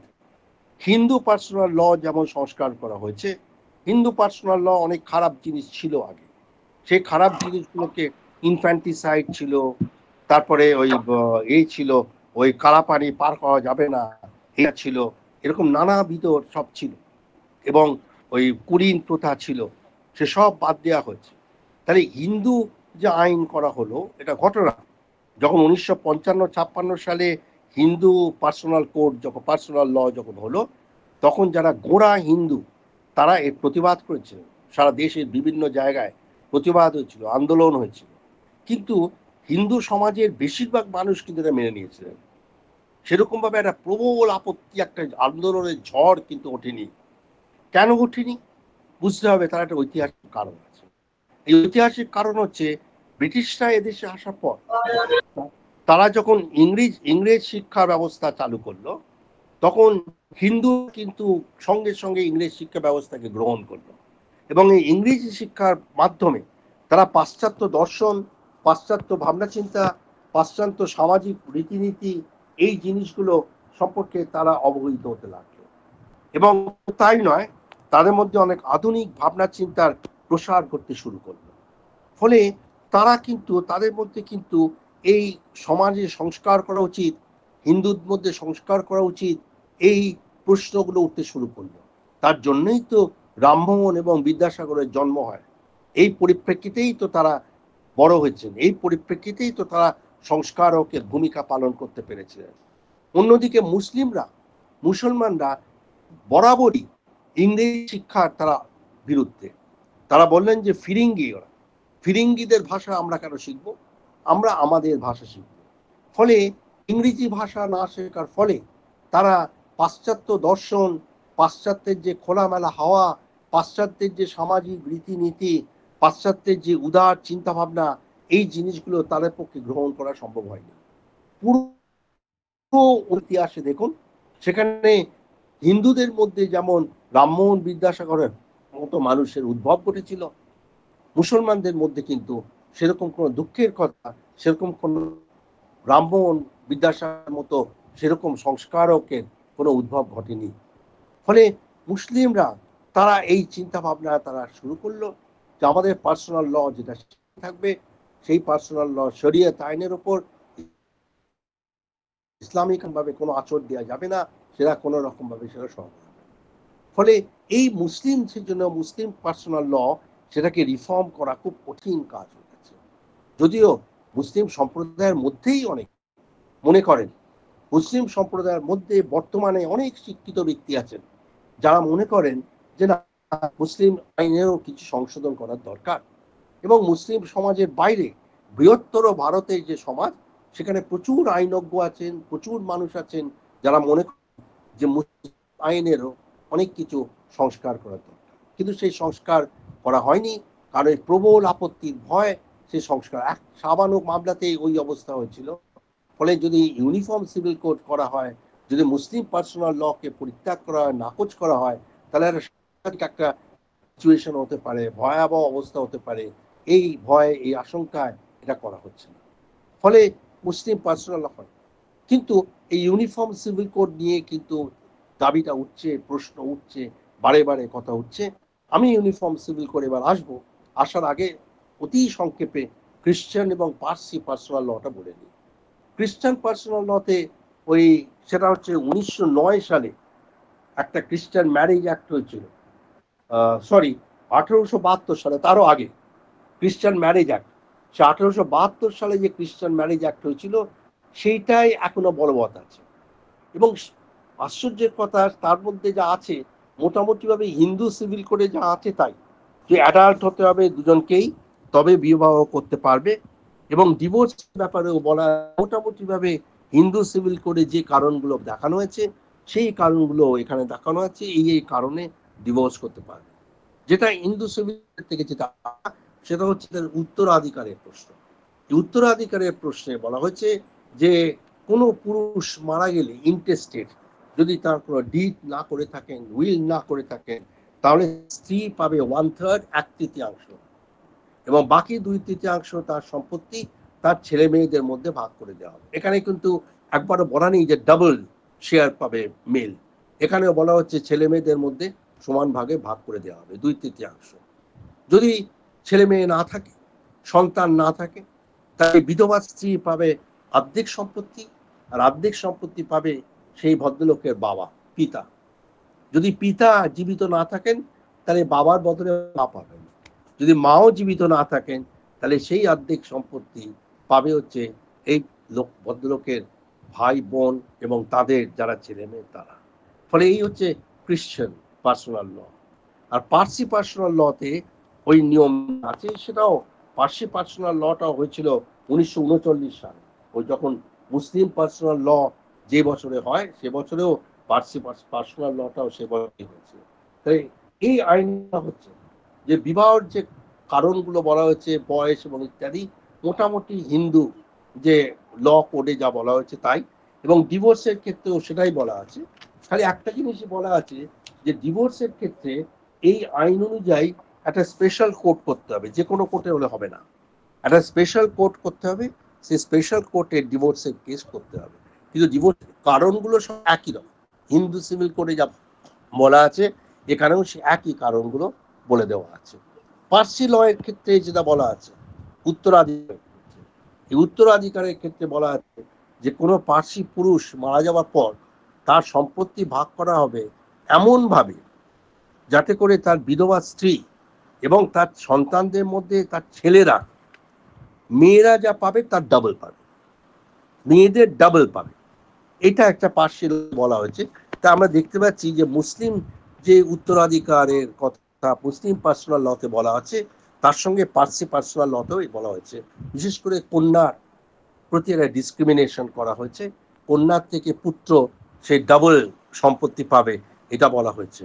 কিন্তু হিন্দু ম্যারেজ অ্যাক্টে বলা নেই, বা খ্রিস্টান যে অ্যাক্ট উত্তরাধিকারের যে আইন সেই আইনেও কিন্তু এটা বলা নেই। কিন্তু আমরা দেখছি মুসলিম এবং পার্সি লতে এটা বলা আছে। স্বাভাবিকভাবে এত রকম ডাইভার্সিটি, এত রকম হেটেরোজিনিটি, ধর্মীয় সম্প্রদায় হলে এক ধর্মীয় সম্প্রদায়ের একরকম নিয়ম, আর একজন ধর্মীয় সম্প্রদায়ের আর একজন নিয়ম, এর ফলে যে একটা আটার কনফিউশন হচ্ছে, তার থেকেই ইউনিফর্ম সিভিল কোডে আসা হচ্ছে, কথা বলা হচ্ছে। কিন্তু তার আগে একটা বলে নিই, একটা আইন হয়েছিল স্পেশাল ম্যারেজ অ্যাক্ট। এটা কিন্তু একটাই ইউনিফর্ম আইন আছে বিবাহ সংক্রান্ত ব্যাপারে এবং উত্তরাধিকারের ব্যাপারে, সাকসেশন অ্যাক্টের ব্যাপারে। এই একটা ইউনিফর্ম আছে, কমন ল। এই কমন লটা হচ্ছে স্পেশাল ম্যারেজ অ্যাক্ট, যেটা সংবিধান প্রচলিত হওয়ার পরে চালু হওয়ার 4 বছরের মাথায় করা হয়েছে, অর্থাৎ 1954 সালে হয়েছে এই অ্যাক্ট। এই অ্যাক্টে মূলত করা হয়েছিল কেন? করা হয়েছিল যে ভারতে বসবাসকারী মানুষরা বিভিন্ন ধর্মীয় সম্প্রদায়ের মধ্যে বিভক্ত। তাহলে এক ধর্মের মানুষ যদি আর এক ধর্মের মানুষকে ভালোবাসে, বিয়ে করে, তাহলে কোন আইনে হবে? তার জন্য স্পেশাল ম্যারেজ অ্যাক্ট। তাহলে একজন এই ধর্মে বিশ্বাসী আর একজন বি ধর্মে বিশ্বাসী, তারা দুজনে যখন বিয়ে করবে, করতে গেলে কি করতে হবে? তারা তাদের যে পার্সোনাল লজ গুলো পরিত্যাগ করতে হবে। ধরুন একজন হিন্দু একজন মুসলিম, এই দুজনে যদি বিয়ে করে তাহলে একেও তার পার্সোনাল ল ত্যাগ করতে হবে, একেও তার পার্সোনাল ল ত্যাগ করতে হবে, দুজনকেই তাদের পার্সোনাল ল গুলো ত্যাগ করতে হবে। কিন্তু পার্সোনাল ল ত্যাগ করা মানে কিন্তু রিলিজন ত্যাগ করা না। এ তার হিন্দু ধর্ম পালন করে যাবে, সে তার মুসলিম ধর্ম হবে না। স্পেশাল ম্যারেজ অ্যাক্টে এটাই বলা হবে। সেই সন্তানদের মধ্যে তারা উত্তরাধিকারী ভাগ কি করে পাবে সেটা বলে দেওয়া হচ্ছে আর একটা আইনে, বহু পুরনো আইন, ইন্ডিয়ান সাকসেশন অ্যাক্ট 1925। সেই ইন্ডিয়ান সাকসেশন অ্যাক্টটা সেটা অনেকটা খ্রিস্টান আইনের মতোই, উত্তরাধিকারের যে আইন খ্রিস্টান ধর্মের সেইরকমই। অর্থাৎ কোনো পুরুষ মারা গেলে বা কোনো স্ত্রী মারা গেলে তার যে বিধবা স্ত্রী বা বিপত্নিক স্বামী সে পাবে 1/3, আর বাকি 2/3 যেটা, সে বাকি 2/3 সন্তানদের মধ্যে সমানভাবে ভাগ করে দেওয়া হবে। তাহলে এই হচ্ছে স্পেশাল ম্যারেজ অ্যাক্ট। এবারে আসি আমরা ইউনিফর্ম সিভিল কোডে। ইউনিফর্ম সিভিল কোডে আসার আগে আমাদের জানতে হবে যে কেন ইউনিফর্ম সিভিল কোড, এই প্রশ্নটা উঠলো কেন। ইউনিফর্ম সিভিল কোড আমাদের ভারতীয় সংবিধানে রাষ্ট্র পরিচালনার নির্দেশমূলক নীতি এই অধ্যায়তে, অর্থাৎ পার্ট 4, অর্থাৎ চতুর্থ অধ্যায়তে, যেখানে directive principles of state policy বলা আছে, তার মধ্যে একটা নির্দেশমূলক নীতি হচ্ছে ইউনিফর্ম সিভিল কোড, আর্টিকেল 44। এই আর্টিকেল 44-এ বলা হয়েছে, the state shall Endeavour to secure for its citizens a uniform civil code through out the territory of India. অর্থাৎ স্টেট শ্যাল এন্ডেভার, মনে রাখতে হবে, এটা বলা হয়েছে। এবারে আসুন, কেন এটা হলো? কনস্টিটিউশন যারা রচনা করলেন, সংবিধান রচয়িতা এইটাকে রাখলেন কেন, এবং এটাকে নির্দেশমূলক নীতির মধ্যেই বা রাখলেন কেন? তারা মনে করলেন যে ভারতে এত রকম ভাষার মানুষ, ভাবুন এই চিন্তা তারা করেছেন স্বাধীনতা আগে থেকে, যখন কনস্টিটিউয়েন্ট অ্যাসেম্বলি হয়েছে, যখন গণপরিষদ, ভারতবর্ষে এত রকম ভাষার মানুষ, তারা সকলেই যদি এরকম ভাবে কম্পার্টমেন্টালাইজ হয়ে থাকে, তাহলে যে যার নিজের মতো থাকবে, স্বেচ্ছায় এক ঘর হয়ে থাকবে, তাহলে ভারতবর্ষে তো কোনো নেশন বলে কিছু না।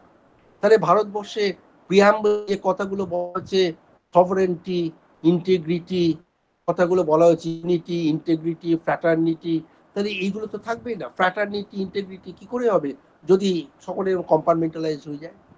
সেজন্য বলা হচ্ছে যে না, যেটা উচিত সেটা গণতান্ত্রিক দেশে প্রত্যেকের মৌলিক অধিকার থাকা উচিত, right two religion. Fundamental right চ্যাপ্টারে সেখানেই যেমন প্রত্যেকের ধর্মীয় স্বাধীনতার অধিকার দেওয়া হয়েছে, তেমনি একই সঙ্গে এটাও করা উচিত যে একটা সময়তে একটা ইউনিফর্মিটি আনা উচিত। কিন্তু এই ইউনিফর্মিটিটা আনতে গেলে এটা তড়িঘড়ি করলে চলবে না, এটা বাধ্যতামূলক করলে চলবে না। স্টেট শ্যাল এন্ডেভার, অর্থাৎ রাষ্ট্র চেষ্টা করবে, রাষ্ট্র সচেষ্ট হবে ধীরে ধীরে আস্তে আস্তে করে ইউনিফর্ম সিভিল কোডের দিকে যাওয়ার জন্য। তাহলে এই যে কথাগুলো বলা আছে, এগুলো বলার জন্য এটা রাষ্ট্র পরিচালনার নির্দেশমূলক নীতির মধ্যে আছে। এখন রাষ্ট্র পরিচালনার যে নির্দেশমূলক নীতিগুলো, সেখানে আর্টিকেল 37-এ 37 নম্বর আর্টিকেলে পরিষ্কার বলা আছে যে এই যে আইনটা, এগুলো যেগুলো আছে, এগুলো কিন্তু নির্দেশমূলক নীতি, এগুলো হচ্ছে সরকারের দায়িত্ব, স্টেটের দায়িত্ব, রাষ্ট্রের দায়িত্ব, কর্তব্য, যে এই নীতিগুলোর ওপর ভিত্তি করে আইন তৈরি করতে হবে। কিন্তু যদি না করে তাহলে ভারতের কোনো নাগরিক কোনো কোর্টে যেতে পারবে না অভিযোগ করে যে নির্দেশমূলক নীতিতে এই কথা বলা আছে, রাষ্ট্র কেন করছে না, রাষ্ট্র সেটাকে মানছে না। কারণ এই আইনগুলোর কথা পরিষ্কার বলা আছে যে এই রাষ্ট্র পরিচালনার যে নির্দেশমূলক নীতি, অর্থাৎ সংবিধান যে চতুর্থ অধ্যায় যে নীতিগুলোর কথা বলা আছে, এই নীতিগুলো আদালতে বলবৎযোগ্য নয়। আদালতে বলবৎযোগ্য নয়, সেগুলো আদালতে গিয়ে করতে পারবে, এবং কেউ আদালত অসহায়, আদালত কখনোই সরকারকে বাধ্য করতে পারবে না এই নিয়ে আইন করার জন্য। তাহলে কি বলা আছে? বলা আছে যে আস্তে আস্তে এন্ডেভার করবে, অর্থাৎ এটা রাষ্ট্রের উপর ছেড়ে দেওয়া আছে। রাষ্ট্র সিদ্ধান্ত নেবে কোন সময়, কখন, কিভাবে এই ইউনিফর্ম সিভিল কোড কিভাবে ইউনিফর্ম সিভিল কোড আনা যায়। অর্থাৎ হুটোপাটি নয়, তাড়াহুড়ো নয়, আস্তে আস্তে মানুষকে অভ্যস্ত করা, মানুষকে শিক্ষিত করা, মানুষকে পারসুয়েট করা, মানুষকে বোঝানো। মানুষ যখন মনের দিক থেকে যখন সকলে মেনে নেবে যে হ্যাঁ ইউনিফর্ম সিভিল কোডের দরকার, প্রয়োজন, রাষ্ট্র তখন করবে। এই অধিকারটা রাষ্ট্রকে দেওয়া হলো, এই ক্ষমতাটা এই রাষ্ট্রকে দেওয়া হলো। এখন প্রশ্ন হচ্ছে কোড কথাটার মানে কি, এটা বুঝে নি আমরা। কোড মানে হচ্ছে কোনো বিশেষ বিষয়ের উপর একটা আইন। তাহলে যেমন ধরুন civil procedure code, criminal procedure code. তাহলে সিভিল কোড মানে কি? সিভিল কোড মানে হচ্ছে সিভিল রাইটস এর উপর ভিত্তি করে সংযুক্ত যে কোড, সেগুলো পৌর নাগরিকদের যে পৌর অধিকার, সেই পৌর অধিকারগুলোর উপর ভিত্তি করে সিভিল কোড। পৌর অধিকারের মধ্যে স্বাভাবিকভাবে পারিবারিক যে অধিকারগুলো সেগুলো পড়ে, অর্থাৎ পারিবারিক সম্পর্কিত যে অধিকারগুলো নিয়ে, পৌর অধিকারগুলো নিয়ে একগুচ্ছ আইন তৈরি হয়, সেটাকে বলা হবে সিভিল কোড। এই সিভিল কোড হচ্ছে ইউনিফর্ম হতে হবে। ইউনিফর্ম মানে সমস্ত ধর্মীয় সম্প্রদায়ের মধ্যে একই রকম হবে। ইউনিফর্ম কথাটার মানে হচ্ছে যে কোনো বিশেষ ক্ষেত্রে একটা সময় বসবাসকারী মানুষদের মধ্যে বা প্রতিষ্ঠানের সঙ্গে যুক্ত মানুষদের সঙ্গে একটা কোনো কমন জিনিস থাকবে।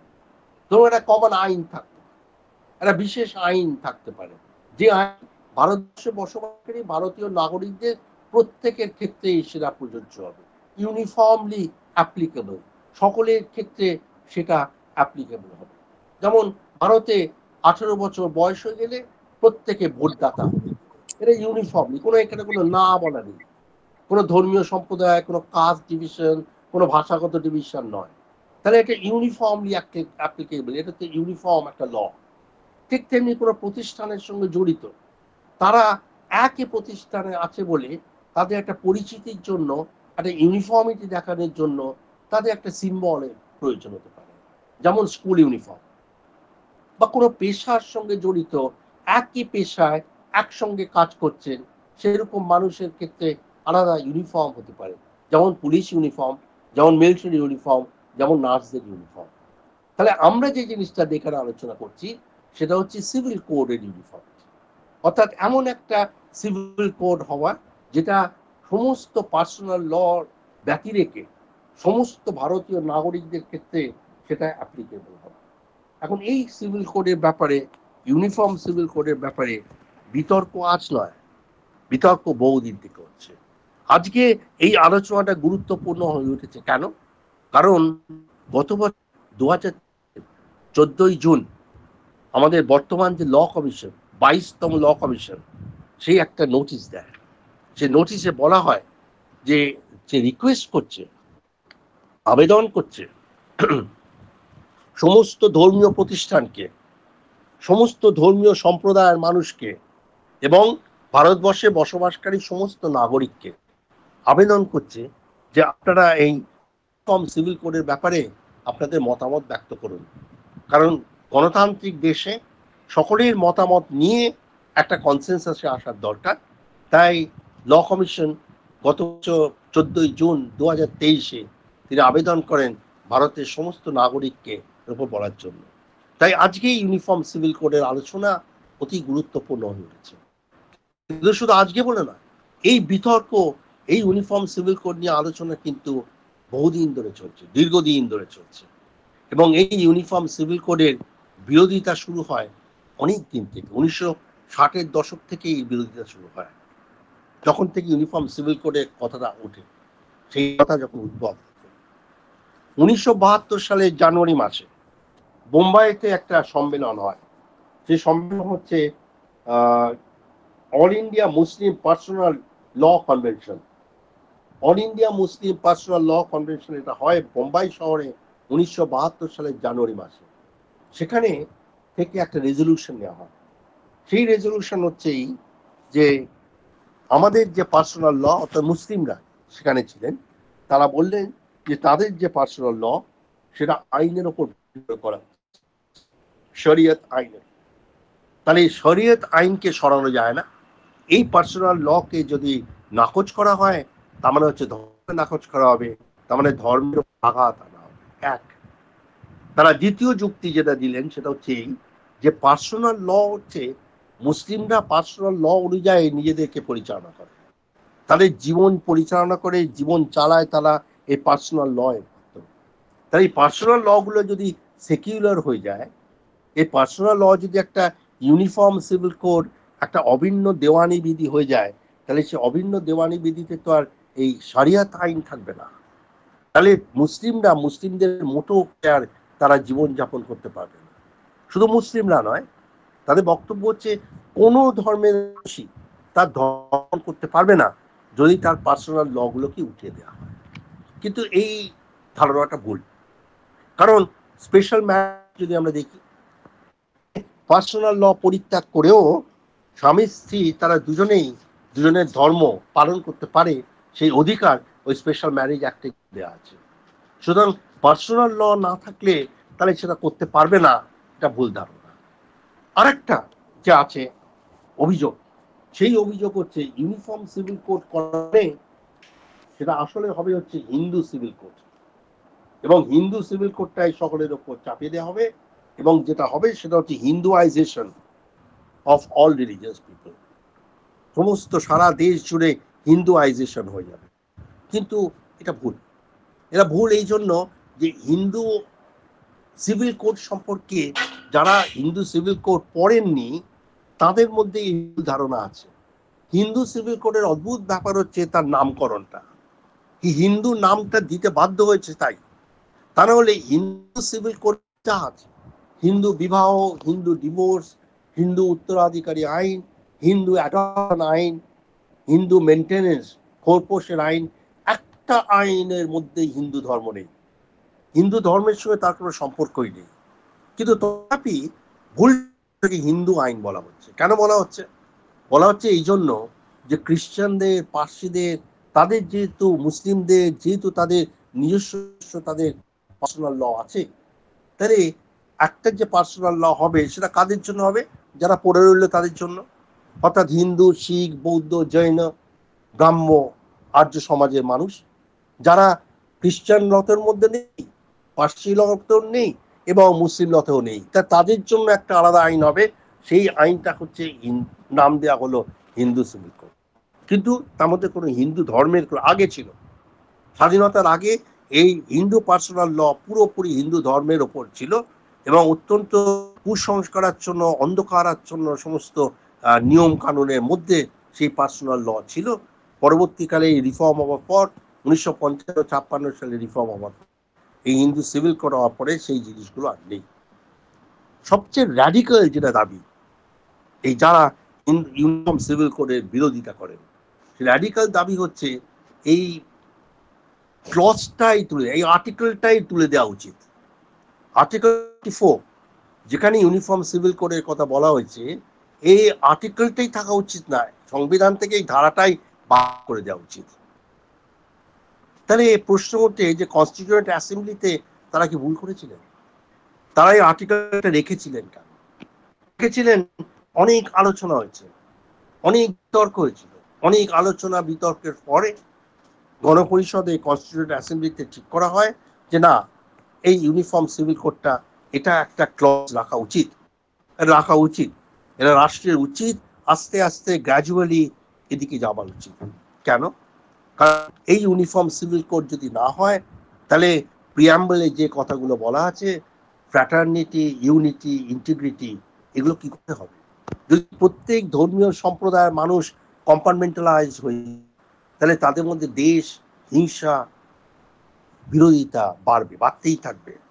ফলে একটা অসাম্প্রদায়িক একটা অবস্থা থাকবে না, সাম্প্রদায়িকতা চূড়ান্ত একটা হাওয়া যেন বইতে থাকে। তাহলে সেখানে নেশন হিসেবে, এক জাতি হিসেবে সমস্ত মানুষ এক কাট্টা হতে পারবে কি? পারবে না। সেই জন্য তাদের বক্তব্য হচ্ছে ওই ইউনিফর্ম সিভিল কোড যদি হয়, ভারতের সমস্ত নাগরিকদের যদি একই রকম ম্যারেজ, ডিভোর্স, উত্তরাধিকার, মেনটেনেন্স ইত্যাদি আইন হয় তাহলে, এবং সেটা যদি সেকিউলার আইন হয়, কোনো ধর্মের উপর ভিত্তি করে যদি না হয়, তাহলেই একমাত্র এটা হওয়া সম্ভব। কিন্তু বারবার তারা এক কথা বলেছে, এরা জোর জবরদস্তি করে যখন তখন সম্ভব নয়, এরা মানুষকে বুঝিয়ে আস্তে আস্তে ধীরে সুস্থে সময় সুযোগ বুঝে দীর্ঘ সময় নেবে, সেই সময় নিয়ে এই ইউনিফর্ম সিভিল কোড করতে হবে। ওই জন্য এটা কোর্টে বলবৎযোগ্য থাকবে না, মানুষকে চ্যালেঞ্জ করতে হবে না এক্ষুনি করে দাও বলে। কিন্তু ওই ডাইরেক্টিভ প্রিন্সিপালস এর মধ্যেই ওই আর্টিকেল 37-এ বলা আছে এদেরকে করা উচিত। এটা ডিউটি সরকারের, সরকার ঠিক করবে কিভাবে করবে, কখন করবে, কবে করবে, কিন্তু এটা সরকারের ডিউটি। আস্তে আস্তে গ্র্যাজুয়ালি এটা করা উচিত। সেটা মনে করেছেন বলেই তো সংবিধান রচয়িতারা তারা এই আর্টিকেল 44টা রেখে দিয়েছে। সুতরাং আজকে যদি দাবি করা হয় যে আর্টিকেল 44 তুলে দেওয়া হোক, সংবিধান থেকে বাতিল করে দেওয়া হোক, তাহলে সংবিধান রচয়িতার যারা চিন্তা ভাবনা, সেই চিন্তা ভাবনার বিরোধিতা করা হয়, সুতরাং বোধহয় ঠিক হবে না। তাছাড়া সংবিধান রচনা অনেক পরে, পরবর্তীকালে অ্যামেন্ডমেন্টের মাধ্যমে ওই যেখানে রাষ্ট্র পরিচালনার নীতিগুলো বলা হয়েছে সেখানে আরেকটা জিনিস যোগ করা হয়েছে, ফান্ডামেন্টাল ডিউটিস, ভারতের নাগরিকদের মৌলিক কর্তব্য। এই মৌলিক কর্তব্য এটা হচ্ছে আর্টিকেল 51A সংবিধানের 51A ধারা। এই 51A সি এবং 51AE এই দু ধারা যদি আমরা দেখি তাহলে আমরা দেখব যে এর তাৎপর্য যেটা আমরা বুঝতে পারবো, অর্থাৎ ইউনিফর্ম সিভিল কোডের তাৎপর্যটা কি, তার গুরুত্বটা কোথায়, এটা আমরা এই দুটো আর্টিকেলের মাধ্যমে আমরা বুঝতে পারবো।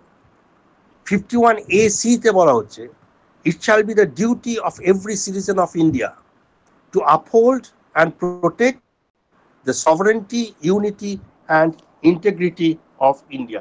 বলা হচ্ছে প্রত্যেক ভারতীয় নাগরিকের কর্তব্য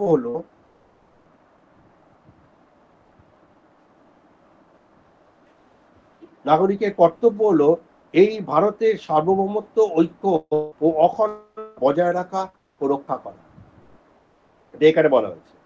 আর সংবিধানের 51F যেটা, সেটাতে কি বলা হচ্ছে, 51 ক ধারায় সেখানে বলা হয়েছে যে প্রত্যেক ভারতীয় নাগরিকের কর্তব্য হলো ধর্মীয়, ভাষাগত, আঞ্চলিক অথবা শ্রেণীগত বিভিন্নতার ঊর্ধ্বে উঠে সব ভারতীয় জনগণের মধ্যে ঐক্য ও ভ্রাতৃত্ববোধকে প্রসারিত করা, এবং বিশেষ করে বলা হয়েছে নারীদের প্রতি মর্যাদা হানিকর সমস্ত প্রথাকে পরিহার করা।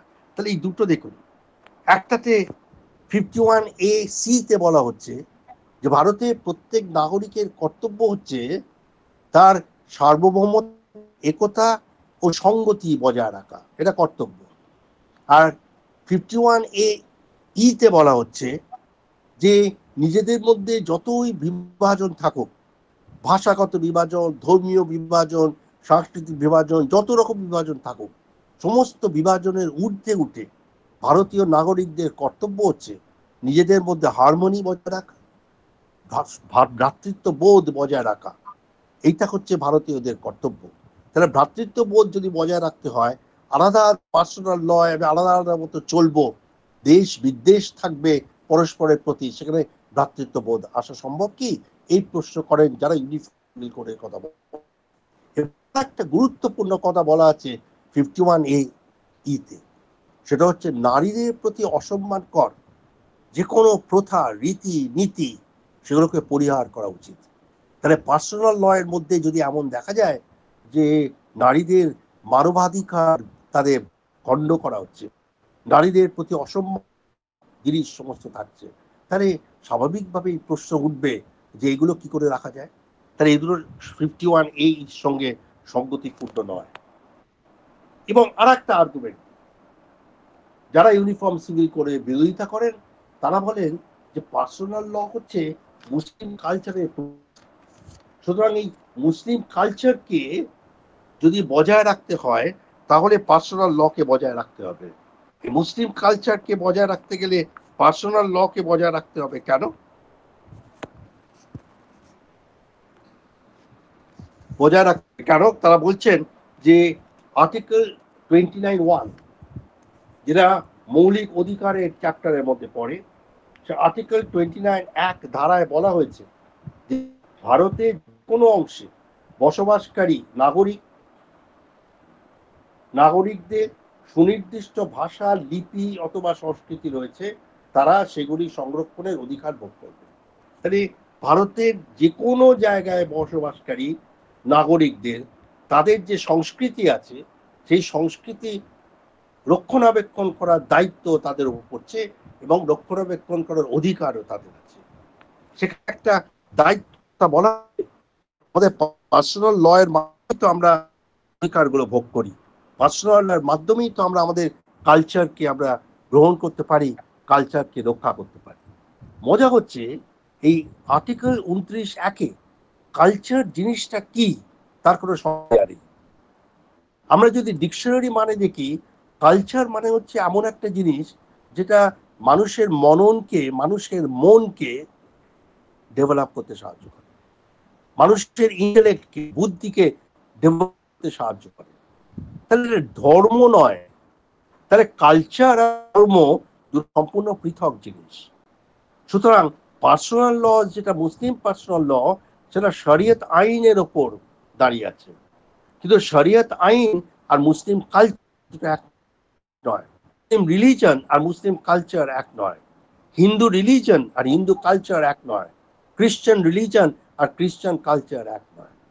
বরং আমরা আবার যদি ওই ফান্ডামেন্টাল ডিউটিজ এর দিকে যাই, সেখানে কর্তব্যের কথা বলা হচ্ছে 51AF এ। সেখানে কি বলা হচ্ছে? সেখানে বলা হচ্ছে যে ভারতের যে মিশ্র সংস্কৃতি, কম্পোজিট কালচার, প্রত্যেক নাগরিকের উচিত এই কম্পোজিট কালচারের সমৃদ্ধ ঐতিহ্য, সেই সমৃদ্ধ ঐতিহ্যকে সুরক্ষা করা, রক্ষা করা, সেটা প্রত্যেক নাগরিকের কর্তব্য।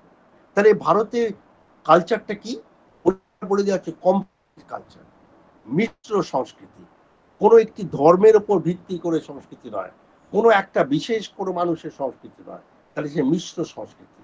ফলে এই 29(1) দিয়ে ওই জিনিসটাকে কখনোই বোঝানো যায়।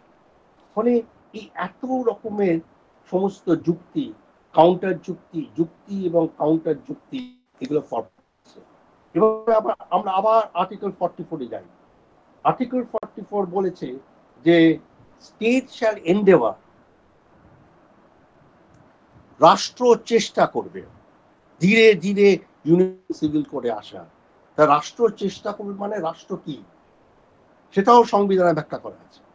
সংবিধানের 12 নম্বর ধারায় বলা হচ্ছে যে যখন রাষ্ট্র ব্যবহার করা হচ্ছে, তার মানে হচ্ছে central government, parliament, state government, state legislative assembly এবং লোকাল গভর্নমেন্ট এবং কেন্দ্রীয় সরকারের অধীনে যে কোনো স্ট্যাচুটরি বডি। তাহলে এটা হচ্ছে রাষ্ট্র সংজ্ঞা। এটা আর্টিকেল 12। আর্টিকেল 12 হচ্ছে মৌলিক অধিকারের চ্যাপ্টারের মধ্যে পড়ে। পরে আর্টিকেল 36 এ যখন আমরা যাই, 36 নম্বর ধারায় বলা হচ্ছে যে মৌলিক অধিকারের চ্যাপ্টারে রাষ্ট্রকে যেভাবে সংজ্ঞা দেওয়া হয়েছে, রাষ্ট্র পরিচালনার নির্দেশমূলক নীতির চ্যাপ্টারেও রাষ্ট্র সেই জিনিসই থাকবে। অর্থাৎ যখন আমরা আর্টিকেল 44 এর কথা বলছি, সেখানে কিন্তু রাষ্ট্র বলতে তাই। তাহলে স্টেট মানে হচ্ছে গভর্নমেন্ট। তাহলে এবারে আমরা দেখি যে কিভাবে এই স্টেট গভর্নমেন্ট তারা কিভাবে এটা করেছে, রাষ্ট্র কিভাবে এন্ডেভার করেছে, কিভাবে সচেষ্ট হয়েছে। প্রথমে আমরা রাষ্ট্র লেজিসলেটিভ অর্গান দেখি। লেজিসলেটিভ অর্গান তারা অনেকগুলো আইন করেছে, যেগুলো গ্র্যাজুয়ালি হয়তো ইউনিফর্ম সিভিল কোডের দিকে যেতে পারে। যেমন প্রথমে আমরা বলবো স্পেশাল ম্যারেজ অ্যাক্টের কথা, সেটা আমি আলোচনা করেছি। হিন্দু কোড, এটা আলোচনা করেছি, এক রকমের ইউনিফর্ম সিভিল কোডের দিকে। এছাড়া একটা মাত্র ইউনিফর্ম কোড এখনো পর্যন্ত আছে, সেটা হচ্ছে ডাউরি প্রহিবিশন অ্যাক্ট 1961 সালে। যে কোনো ধর্মীয় সম্প্রদায়ের মানুষকে বলা হচ্ছে যে ডাউরি নেওয়া যাবে না, পণ নেওয়া যাবে না। তাহলে এইটা হচ্ছে একটা ইউনিফর্ম ল অলরেডি আছে। এবং লাস্ট আর একটা আইনের কথা বলবো, juvenile justice care and protection of children act, যেটা 2015 সালে হয়েছে।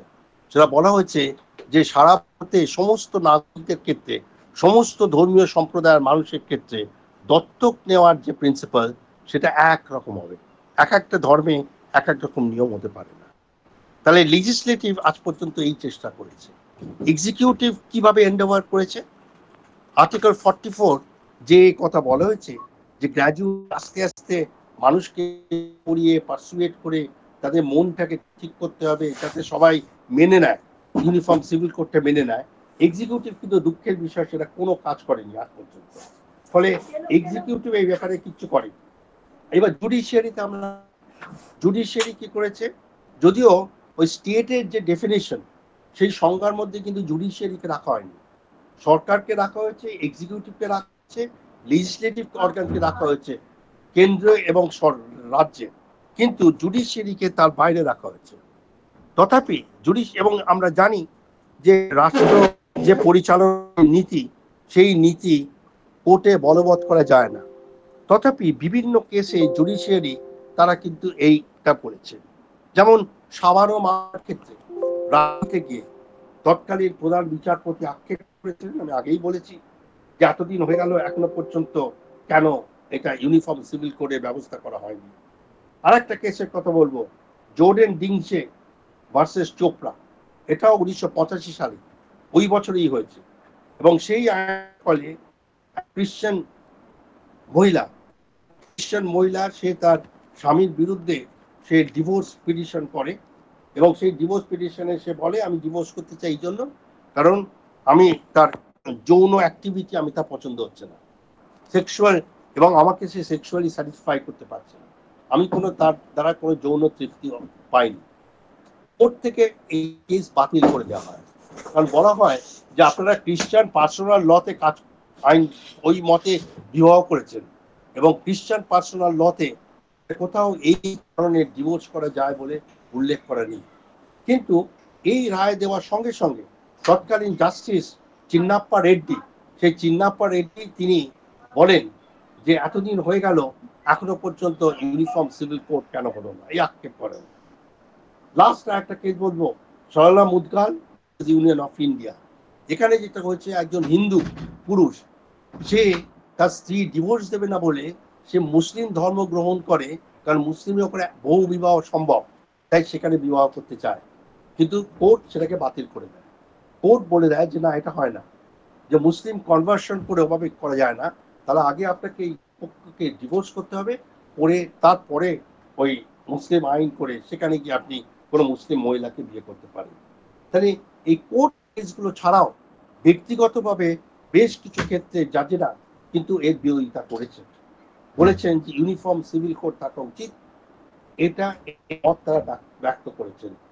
এবারে এই মুসলিম পার্সোনাল ল এবং হিন্দু পার্সোনাল ল ইত্যাদি, এই ব্যাপারে মুসলিম লয়ার, লখনৌয়ের একজন বিখ্যাত মুসলিম লয়ার চৌধুরী হায়দার হোসেন, তিনি অল ইন্ডিয়া রিপোর্টারে তিনি একটা লেখা লিখলেন।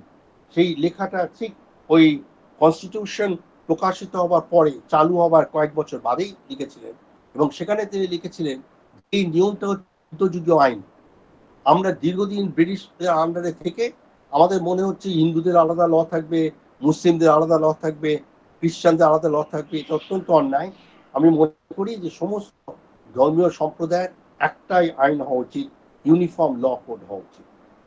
এবং পরবর্তীকালে একই কথা বলেন 1972 সালে সুপ্রিম কোর্টের জাজ জাস্টিস হেগড়ে, তিনি একটি সেমিনারে, আইন সংক্রান্ত সেমিনারে তিনিও বলেন যে সেপারেট পার্সোনাল ল হচ্ছে, এটা হচ্ছে একটা মধ্যযুগীয় ধারণা, এখন আর সেপারেট মধ্যে থাকা উচিত না, সব একসঙ্গে হয়ে যাওয়া উচিত।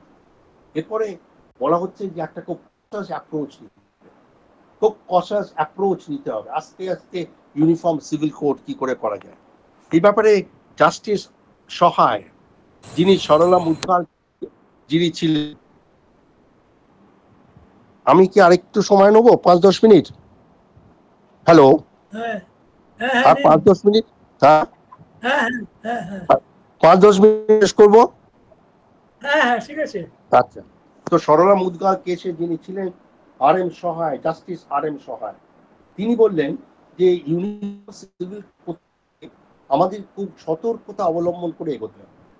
প্রথম স্টেপ হচ্ছে ল কমিশনকে একটা ড্রাফট করতে হবে, এবং সেই ড্রাফট করবার সময় মাইনরিটিকে নেবে, তাদের মতামত তাদের সঙ্গে আলোচনা করবেন, এবং মাথায় রাখতে হবে যে আধুনিক যে ভাবনা চিন্তা, মহিলাদের যে মানবাধিকার সংক্রান্ত যে ভাবনা চিন্তা আছে, সেই মহিলাদের মানবাধিকার ভাবনা চিন্তাগুলো মাথায় রেখে এবং মাইনরিটিস কমিশনের সঙ্গে আলোচনা করে ল কমিশন একটা ড্রাফট করবে, সেই ড্রাফটটা নিয়ে পরবর্তীকালে আলোচনা হবে।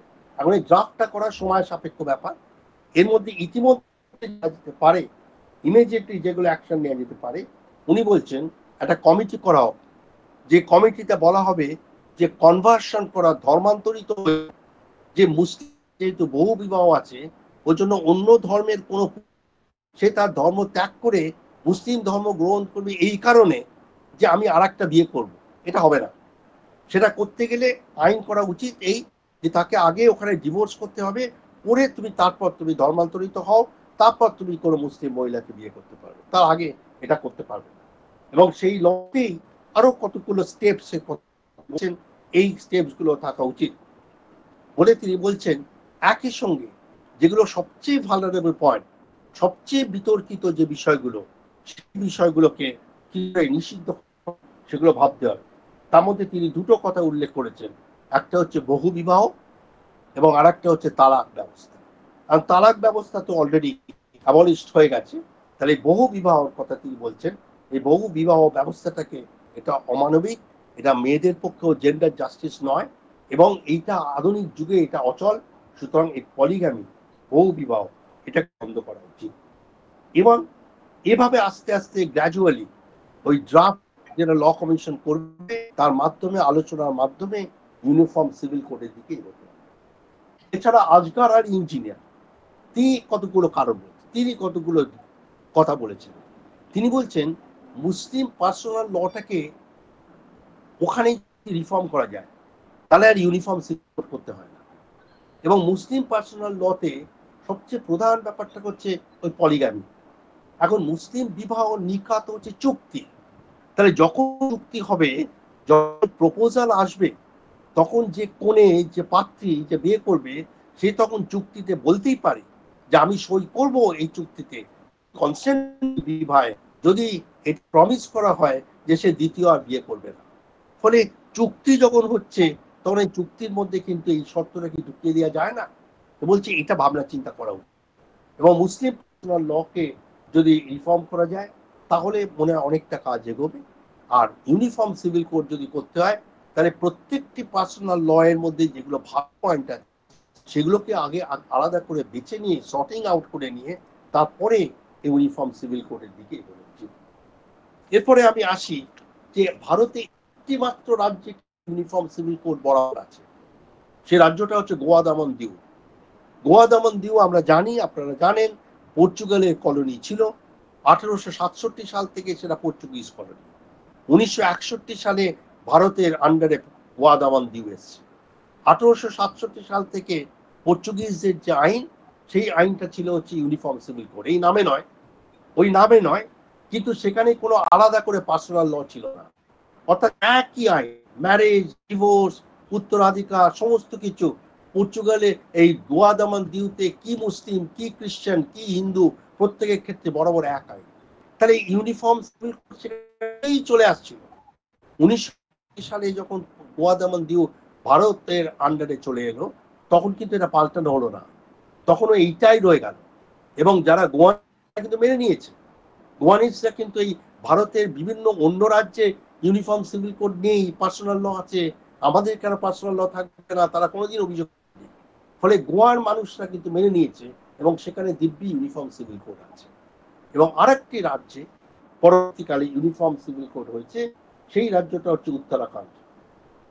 এই বছরে 2024-এর 8ই ফেব্রুয়ারি উত্তরাখণ্ড যে বিধানসভা, উত্তরাখণ্ড বিধানসভাতে আইন করে ইউনিফর্ম সিভিল কোডকে অ্যাকসেপ্ট করা হলো। এখন আমরা যদি দেখি, সরি, ইন্ডিয়ার বাইরে দেখি, আমরা গোটা পৃথিবীটাকে যদি দেখি, আন্তর্জাতিক স্তরে দেখা যাচ্ছে 8টা দেশ এই ইউনিফর্ম সিভিল কোড করেছে। এই 8টা দেশ কি কি আমি বলে দিচ্ছি: মার্কিন যুক্তরাষ্ট্র, Pakistan, Bangladesh, Malaysia, turkey, Indonesia, Egypt এবং আয়ারল্যান্ড। এই 8টা দেশ আপাতত আন্তর্জাতিক স্তরে, এই 8টা দেশ এখন ইউনিফর্ম সিভিল কোড তারা করেছে। আর ভারতবর্ষের ভেতরে ইউনিফর্ম সিভিল কোড আছে গোয়া দামন দিউতে এবং উত্তরাখণ্ডে। আর ইউনিফর্ম সিভিল কোডের বিকল্প কিছু হতে পারে কি, এই নিয়েও অনেক আলোচনা চলছে। একটা মত তো আমি বললাম যে যদি শুধুমাত্র মুসলিম পার্সোনাল লটাকে যদি রিফর্ম করা যায়, যদি মুসলিম পার্সোনাল লতে ওই পলিগ্যামিটাকে যদি দূর করা যায়, যদি ছেলে এবং মেয়েদের সম্পত্তি অধিকার দেওয়া যায়, এবং মেয়েদের পক্ষে যেগুলো অসম্মানজনক প্রথা আছে সেগুলোকে যদি বাদ দেওয়া যায়, তাহলে কিন্তু দেখা যায় যে একটা মোটামুটি আলাদা পার্সোনাল রেখেও একটা মোটামুটি একটা ইউনিফর্মিটি থাকবে ভারতবর্ষের সমস্ত মানুষের মধ্যে। ওই দেশ বিদ্বেষ থাকবে না, কম্পার্টমেন্টালাইজেশন হবে না, এক একজন এক এক রকম নিয়মে চলছে, এই জিনিসটা আর থাকবে না। এটা একটা বিকল্প। আর একটা বিকল্পর কথা বলা হচ্ছে যে প্রত্যেকটা ধর্মীয় সম্প্রদায় তারা যদি নিজেদের মধ্যে আলোচনা করে নিজেদের মধ্যে কোনটা রাখা উচিত না, অন্য ধর্মের সঙ্গে, অন্য পার্সোনাল ল গুলোর সঙ্গে ট্যালি করে মিলিয়ে ম্যাচ করে কিভাবে করা যায়, এইরকম ভাবে যদি তারা অ্যামেন্ডমেন্ট প্রস্তাব দেয় লোকসভাতে, পার্লামেন্টে, কিন্তু একটা বিশাল ব্যাপার, এরকম কাম্বারসাম, এটা না হওয়ার সম্ভাবনাই বেশি আমার মতে। আমি যেটা লাস্টে মনে করি, আমি মনে করি যে একটা হতে পারে, সেটা যেমন ল কমিশনের একটা দায়িত্ব নিতে হচ্ছে ড্রাফট করার জন্য, স্টেট স্পন্সর প্রতিটি রাজ্যে কেন্দ্রীয় সরকার এবং প্রতিটি সরকার তারা যদি একটা চেষ্টা করেন, সচেষ্ট হন যে বিভিন্ন ধর্মের মতাবলম্বী মানুষ এবং যারা ধর্মের বাইরে আছে, যারা নিজেদের ধর্ম পরিচয় দিতে চায় না, এরকম মানুষ, সাধারণ শিক্ষিত মানুষ সমাজে বিভিন্ন স্তর থেকে নিয়ে তাদের মতামত নেওয়া, ওপেনলি তারা বলুক তাদের কি বক্তব্য, এই মতামত নিয়ে এই মতামত বিনিময়ের মাধ্যমে একটা কনসেনসাস, তাই এটা রাষ্ট্র পরিচালনা করতে হবে। রাষ্ট্র যদি এরকম ভাবে ওয়ার্কশপ সেমিনার করে যেখানে প্রত্যেকে অবাধে মন খুলে কথা বলতে পারবে, কেউ কাউকে দেবে না, কেউ কাউকে বাধা দেবে না, একজন বলতে গেলে আরেকজন তাকে থামিয়ে দিতে গেল, যে ধরনের আলোচনা আমরা দেখতে পাই দূরদর্শনে, ওরকম নয়। প্রত্যেকে খোলা মনে বক্তব্য রাখবে এবং সেগুলোকে পরবর্তীকালে সব একত্রিত করে সেটা নিয়ে একটা স্পেশাল কমিটি করে সব ধর্মীয় সম্প্রদায়ের মানুষ এবং সাধারণভাবে ধর্মীয় সম্প্রদায়ের সঙ্গে অ্যাটাচ না থেকেও সমাজের শিক্ষিত মানুষ তাদেরকে নিয়ে যদি করা যায়, আমার মনে হয় সেটা ভালো হয়। রেফারেন্ডাম কিন্তু হবে না। কেউ কেউ গণভোটের কথা বলেন, কিন্তু আমি গণভোটের কথা বলবো না, কারণ গণভোটের যা রেজাল্ট হবে আমরা জানি, এবং গণভোটের রেজাল্ট কোনো মাইনরিটি সম্প্রদায়, কোনো সংখ্যালঘু সম্প্রদায় তারা কিন্তু গণভোট মেনে নেবে। ফলে এই নানান রকম উপায়তে ইউনিফর্ম সিভিল কোডের কথাটা আমরা ভাবনা করতে পারি। এই আমার প্রতিবেদন। নমস্কার, ধন্যবাদ এতক্ষণ ধরে আমার সঙ্গে থাকার জন্য এবং আমার কথা শোনার জন্য। ধন্যবাদ। অনেক ধন্যবাদ স্যারকে। আমি রনিত মুখার্জি, অ্যাসোসিয়েশনের এক্সিকিউটিভ কমিটির মেম্বার। আমাদের অনুষ্ঠানে স্যার অত্যন্ত সুন্দর করে একটি পরিবেশ করলেন, এতটা ধরে ধরে পার্ট বাই পার্ট, মানে আমার কার্যত আমার নিজের স্টুডেন্টশিপের সময় মনে পড়ে যাচ্ছিল। আমার ধারণা সমস্ত দর্শক বন্ধুদেরই খুব স্যারের এই পরিবেশনা। তবুও যদি কারোর কোনো প্রশ্ন থেকে থাকে, কাইন্ডলি আপনারা এখানে হাত তোলার একটি ব্যবস্থা রয়েছে, আপনারা করবেন, আমরা তাহলে এক এক করে কিছু প্রশ্ন স্যারের থেকে নিয়ে নেব। স্যার আপনি যদি অমত মানে না করেন। হ্যাঁ, কারোর কোনো প্রশ্ন?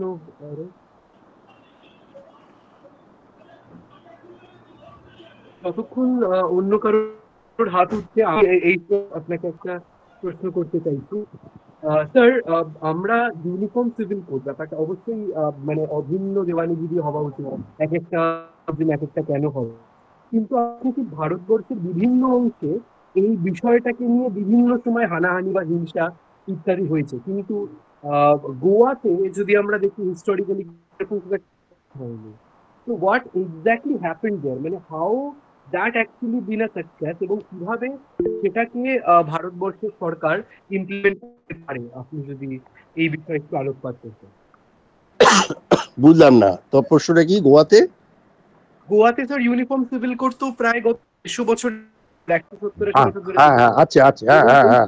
কিন্তু প্র্যাকটিক্যালি কোনো সামাজিক সমস্যা, মানে এক অংশের সাথে আরেক অংশের কোনো ঝগড়াঝাটি বা বিভিন্ন ক্ষেত্রে আমরা দেখি সেটা খুব একটা হয়নি, খুব স্মুথলি এই অ্যাকসেপ্টেন্সের প্রসেসটা হয়েছে। ভারতবর্ষের কেন্দ্রীয় সরকার কি এইটা থেকে শিক্ষা গ্রহণ করে? না, শিক্ষা গ্রহণ করতে পারে। তুমি যেটা বলছো এটা অনেকে দাবি করছে যে গোয়ার মডেলটাকে আমরা এখানে আনতে পারি কিনা, কিন্তু ব্যাপারটা হচ্ছে একটা জিনিস ভেবে দেখো, ভারতে এটা করতে হবে আর গোয়াতে এটাই তারা 1867 সালে হয়েছে পর্তুগিজ এই আইন, হ্যাঁ, এবং 1867 সালের পরে কতগুলো জেনারেশন জন্মেছে ভাবো। তা সেই জেনারেশন গুলো জন্মাচ্ছে এইটার মাধ্যমেই, ফলে তারা এইটাই গ্রহণ করে এগিয়ে চলেছে, ফলে সেখানে কোনো অসুবিধা হয়নি। বুঝতে পারলে আমার কথাটা? কিন্তু ভারতবর্ষের ক্ষেত্রে এটা নতুন করে করতে গেলে অনেক সতর্কতা অবলম্বন করতে হবে, অনেক সতর্কতা। কারণ যদি মনে করে যে আমার এটা পাল্টালেই আমার ধর্মেতে আঘাত করা হচ্ছে, তা তো মুশকিল না। সেটা তার সঙ্গে আলোচনা করতে হবে, তাকে বোঝাতে হবে।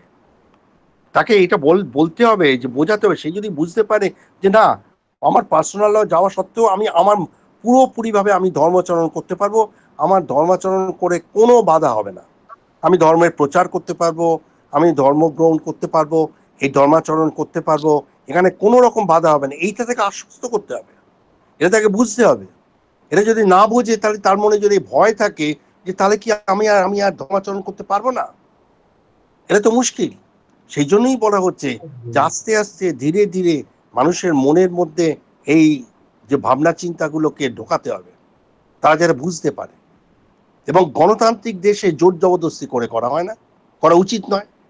গণতান্ত্রিক দেশে যেটা হয়েছে সকলের মতামত নিয়ে এই জিনিসটা করতে হবে, আমি এটাই মনে করি। শেখ হালিম, আপনি হাত তুলেছেন, আপনি যদি নিজেকে আনমিউট করে আপনার প্রশ্নটি করেন। হ্যাঁ, শেখ হালিম বলে একজন হাত তুলেছেন, তাকে আমি বলছি যে তিনি যদি হ্যাঁ হ্যাঁ স্যার, গুড ইভিনিং স্যার। হ্যাঁ বলো। হ্যাঁ স্যার, আমি বাঁকুড়া থেকে বলছি। হ্যাঁ বলো। বাঁকুড়া সম্মিলনী কলেজের অ্যাসিস্ট্যান্ট প্রফেসর। হ্যাঁ হ্যাঁ স্যার, আপনার কাছে আমি জানতে চাইছি যে ইউসিসি যেটা আপনি বললেন, তার পজিটিভ নেগেটিভ বা পজিটিভ দিকগুলো বেশি বললেন, তো সেটা আমি জানতে চাইছি যে মুসলিম ছাড়াও খ্রিস্টান বা পার্সিস যে আলাদা আলাদা যে পার্সোনাল লস গুলো আছে, সেক্ষেত্রে বলো। বাড়িতে এতক্ষণ তুমি কথা বলো। হ্যাঁ বলো। হ্যাঁ হ্যাঁ স্যার, বলতে চাইছি যে আমি বলছি এই মুসলিম খ্রিস্টান পার্সি ছাড়াও বিভিন্ন যে আদিবাসী যে সম্প্রদায়ের যে স্পেশাল যে অ্যাক্ট গুলো আছে, যেমন 244, 244A, 371, যেখানে তাদের জন্য পৃথক পৃথক যে আইনগুলো আছে, যেমন জল জঙ্গল জমিন বা পরিবেশের অধিকার, এই যে আইনগুলো আছে, তো সেক্ষেত্রে এই আইনগুলো কিভাবে রেখে এই ইউসিসিটা চালু করা যায়? এখানে আদিবাসী সম্প্রদায় বিভিন্ন সময় অভিযোগ যে তাদের কারণ দুটোর জন্য পৃথক। জল জঙ্গলের যে অধিকার, এই অধিকার আলাদা। আর ইউনিফর্ম সিভিল যেটা কথা বলা হচ্ছে, সেটা হচ্ছে শুধুমাত্র পারিবারিক সম্পর্কে যাগুলো, সেটা শুধুমাত্র বিবাহ, ডিভোর্স, উত্তরাধিকার এবং মেইনটেনেন্স, অ্যালাওয়েন্স, ভরণ-পোষণ এবং দত্তক নেওয়া ইত্যাদি, নাবালিকা ইত্যাদি, এই যে ব্যাপারগুলো, এইগুলো নিয়ে সিভিল কোডের কথা বলা হচ্ছে। আর তুমি যেগুলো বলছো, জল জঙ্গল, অবশ্যই জল জঙ্গলের অধিকার যাদের আছে তাদের তো দেওয়া উচিতই। তাদের অধিকার সম্পূর্ণ অন্যায়, কিন্তু সেটা তো সম্পূর্ণ অন্য ব্যাপার, সেইটা তো সম্পূর্ণ অন্য ব্যাপার, সেটা আর এটা এক নয়। আর কি? হ্যাঁ, এরপরে শান্তনু স্যার হাত তুলেছেন। শান্তনু স্যার, আপনি যদি নিজেকে আনমিউট করে আপনার প্রস্তুতি রাখেন। শুনতে পেলাম না, একটু জোরে বলো। স্যার, জয়পুরিয়া কলেজের প্রফেসর শান্তনু সেনগুপ্ত, উনি হাত তুলেছেন, তো আমি শান্তনু, হ্যাঁ বলো। শান্তনু বলো। শান্তনু স্যার বলুন।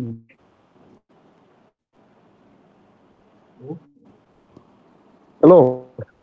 হ্যাঁ বলো। হ্যালো, আমার গলা শোনা যাচ্ছে? হ্যাঁ শোনা যাচ্ছে, বলো। স্যার, আমি জয়পুর। হ্যাঁ হ্যাঁ শান্তনু বলো। স্যার চেনেন আমাকে? হ্যাঁ বলো বলো। থ্যাংক ইউ স্যার, আপনার অসাধারণ ভাষণ শুনলাম অনেকদিন পরে, খুব ভালো লাগলো। হ্যাঁ, সিভিল কোড মানে একটা,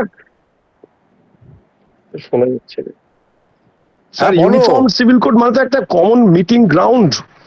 একটা দেশে এতটা আপনার কাস্টমারি ল গুলো এতটা ভ্যারিং,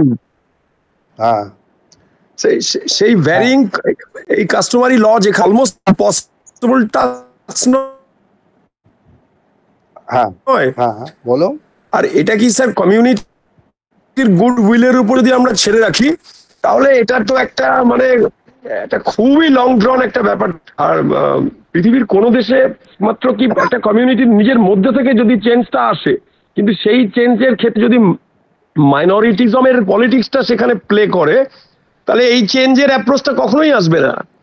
তাহলে সেক্ষেত্রে রাষ্ট্রের দায়িত্ব কিভাবে হবে to really bring in change in the civil code? Is it ever possible? বোঝা গেল কি বললাম? দেখো ওই পসিবল করার জন্যই তো বিভিন্ন যে সাজেশন গুলো আসছে, যাতে এটা পসিবল। সুপ্রিম কোর্টের কেস হচ্ছে প্রত্যেকটা কেসের ক্ষেত্রে যারা তাদের যে এটা তো অন্যায় যে স্বাধীনতা এত বছর হয়ে গেল এখনো ইউনিফর্ম কোড হলো না, কিন্তু তারা নির্দেশ দিতে পারছেন না, কারণ যেহেতু এটা বলবৎযোগ্য নয়, ওই জন্য কোনো অ্যাফার্মেটিভ অর্ডার দিতে পারছেন না জাজে সুপ্রিম কোর্ট থেকে। কিন্তু তারা তাদের মনটা ব্যক্ত করছেন যেটা হওয়া উচিত, তারা অ্যাডভাইস দিতে পারছেন, সাজেশন দিতে পারেন, কিন্তু তারা আইন পারেন না, সংবিধানে এটা বলবৎযোগ্য নয়।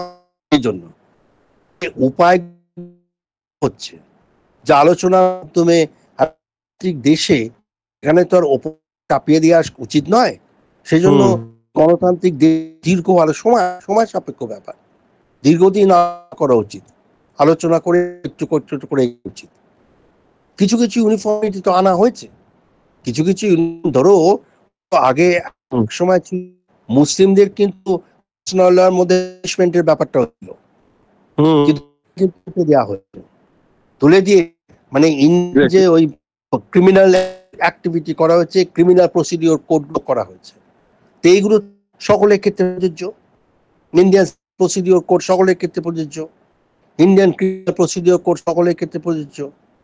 তাহলে ধর্মীয় সম্প্রদায় বলতে পারে এটা কি করে হয়? স্পেশাল ম্যারেজ এক ধরনা, স্পেশাল ম্যারেজ ক্ষেত্রে প্রযোজ্য, তাই না? তা সেটা বলছে ল স্পেশাল আপনারা করেছেন এবং সেই করার ফলে যে আমার পার্সোনাল ল আপনারা বলছেন বাদ দিয়ে দাও, বাদ দিয়ে বিয়ে করো, এসব তো না, প্রতিবাদ হতে। ফলে করা যায় না, ইম্পসিবল নয়, গণতান্ত্রিক পদ্ধতি হবে, গণতান্ত্রিক পদ্ধতিতে করতে হবে 1 নম্বর। দ্বিতীয়ত হচ্ছে সেটা নামকরণটা পাল্টাতে হবে, সেটা ইন্ডিয়ান সিভিল কোড। এবং ইন্ডিয়ান সিভিল কোড করতে গেলে এমন ভাবে করতে হবে, দেখো একটা জিনিস আমি বলছি, সেটা হচ্ছে যে প্রত্যেকটা পার্সোনাল ল খুব সিরিয়াসলি স্টাডি করো, ধর্মপাঠ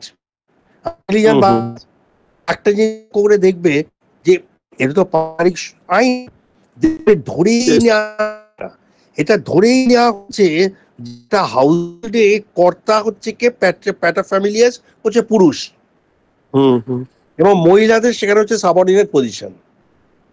এটা কিন্তু ধরেই নেওয়া হয়েছে, প্রত্যেকটা পার্সোনাল লতে এটা ধরে নিয়েই করা হয়েছে। সেখানে কোনো কোনো জায়গায় একদম ডাইরেক্টলি ইনজাস্টিসের কথা বলা হয়নি, কোনো কোনো জায়গায় সে ডাইরেক্টলি এমন কথা বলা হচ্ছে যেটা মনে হচ্ছে জেন্ডার ইনজাস্টিস হচ্ছে। তাহলে ওই জন্যই যে একটা দেখে দিয়ে অন্যগুলো সব তার মতো হতে হবে তা নয়। আমি কিন্তু একবারও তা বলছি না, আমি বলছি প্রত্যেকটা পার্সোনাল লয়ের থেকে ভালো পয়েন্টগুলো বেছে নাও, এবং ভালো পয়েন্টগুলো বেছে নিয়ে তারপরে একটা কনফারেন্স করো, ভালোগুলো একসঙ্গে কি করা যায়। যেমন ধরো এই মুসলিম পার্সোনাল লতে এখানে যেমন তালাকের ব্যবস্থা ছিল, সেটা এখন অ্যাবলিশড হয়ে গেছে, কিন্তু এই মুসলিম পার্সোনাল লতে এখানে কিন্তু যেটা আছে সেটা হচ্ছে কিন্তু ওই ডাউরি নেওয়া চলবে না। সে তো অনেক পরে 1961 সালে ওই ডাউরি প্রহিবিশন অ্যাক্ট হলো, যেটা সকলের ক্ষেত্রে প্রযোজ্য। কিন্তু কোনোদিন শুনেছো মুসলিম সমাজের মধ্যে কোনো ডাউরি ডেথ হয়েছে? হয়নি। কিন্তু হিন্দু সমাজের মধ্যে ডাউরি ডেথ হয়েছে, সেটা নিষিদ্ধ হওয়া সত্ত্বেও পণ প্রথা চলে আসছে অলিখিতভাবে, নিয়মের বাইরে চলে আসছে, কিন্তু মুসলিমদের মধ্যে সেটা করা হয়নি। কেন? তারা বলা হয়েছিল মহাপাপ হবে, তুমি যদি পণ নাও তাহলে তুমি মহাপাপ করবে, তুমি নরকে যাবে। সেই জন্য মুসলিমদের মধ্যে ডাউরি ডেথ। যে ভালো জিনিসগুলো নিতে হবে, যেখানে যেটা ভালো জিনিস আছে সে ভালো জিনিস গ্রহণ করতে হবে। সুতরাং প্রত্যেকটা পার্সোনাল লকে তার মধ্যে ভালো যেগুলো নিতে হবে, নিয়ে ডেমোক্রেটিক পদ্ধতিতে, গণতান্ত্রিক পদ্ধতিতে আলোচনার মাধ্যমে করতে হয়। ভোটাভুটি দিয়ে এগুলো হয় না। ভোটাভুটি দিলে কেন? ভোটাভুটি দিলে তো যারা সংখ্যালঘু সম্প্রদায় তারা মানবে কেন? তা তো বলবি যে আমরা তো সংখ্যালঘু, সুতরাং আমরা তো হেরে যাবই। সুতরাং রেফারেন্ডাম দিয়ে, ভোট দিয়ে সব হয় না। তাই আলোচনার মাধ্যমে এটা করতে হবে। এবং আলোচনা করতে গেলে সরকারকে নিরপেক্ষ দৃষ্টিভঙ্গি নিয়ে উচিত সমস্ত পক্ষকে ইনভাইট করে ওয়ার্কশপ করা, সেমিনার করা, বিভিন্নভাবে প্রত্যেককে খোলা মনে কথা বলতে দেওয়ার সুযোগ করে দেওয়া এবং তার পরিপ্রেক্ষিতে একটা আলোচনা করা, একটা জায়গাতে কনসেনসাসে আসা। হ্যাঁ, আমি তোমার সঙ্গে একমত, এটা দীর্ঘ সাপেক্ষ, সময় সাপেক্ষ ব্যাপার, কিন্তু ইম্পসিবল নয়। আমি বলবো না যে ইম্পসিবল। আর কেউ?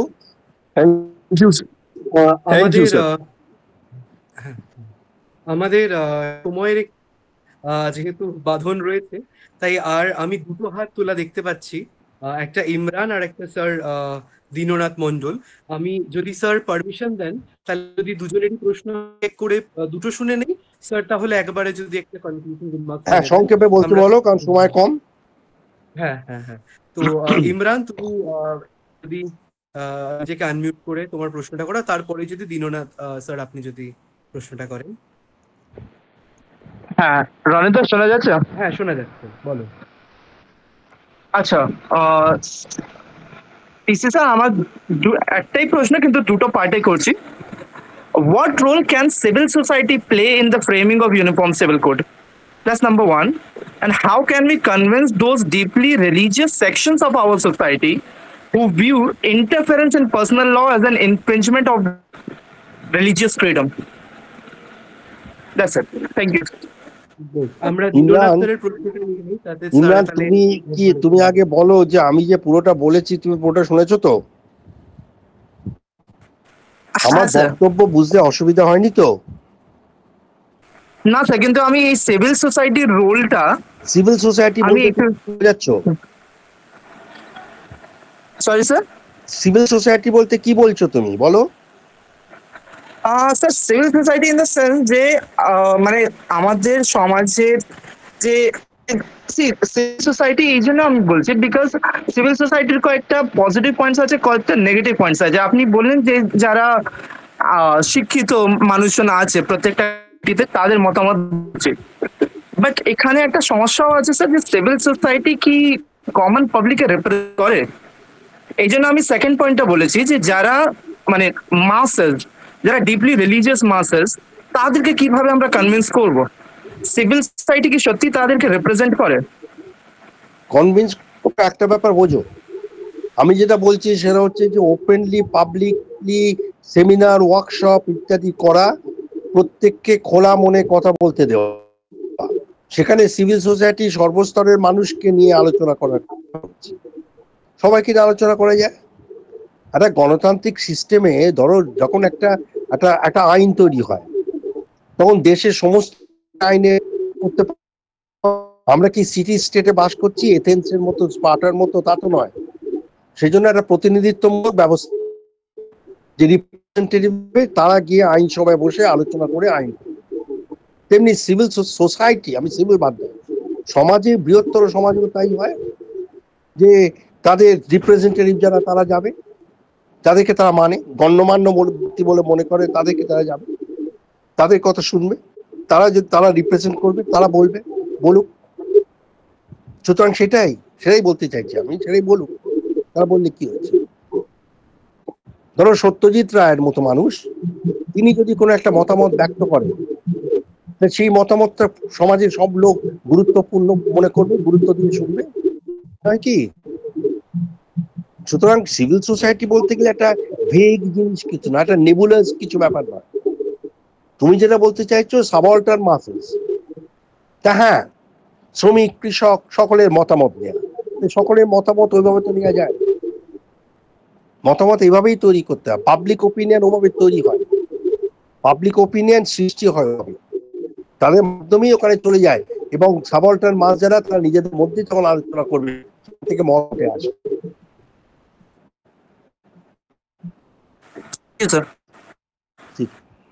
আমরা দীননাথ স্যার, আপনি যদি আপনার প্রশ্নটা করেন। শুধুই উনিও হাত তুলেছেন, বাট আপনার চার্জার আমার নিচে, আপনারা অপূর্ব স্যার থাকেন, আমরা স্যার আরো পাবো, আমরা থেকে প্রত্যেক সমস্ত বক্তব্য বা কালেক্ট করবো। আর আমরা ধন্যবাদ ধন্যবাদ রনিত স্যারকে ধন্যবাদ এমন সুন্দর একটা আমাদের সামনে তুলে ধরার জন্য। স্যার আমার একটাই প্রশ্ন, সেটা হচ্ছে আপনি একটু নিজের পরিচয় দিয়ে নিন প্রথমে। নমস্কার স্যার, আমি দীননাথ মন্ডল, সহকারী অধ্যাপক, রাষ্ট্রবিজ্ঞান বিভাগ, দুর্গাপুর কলেজ।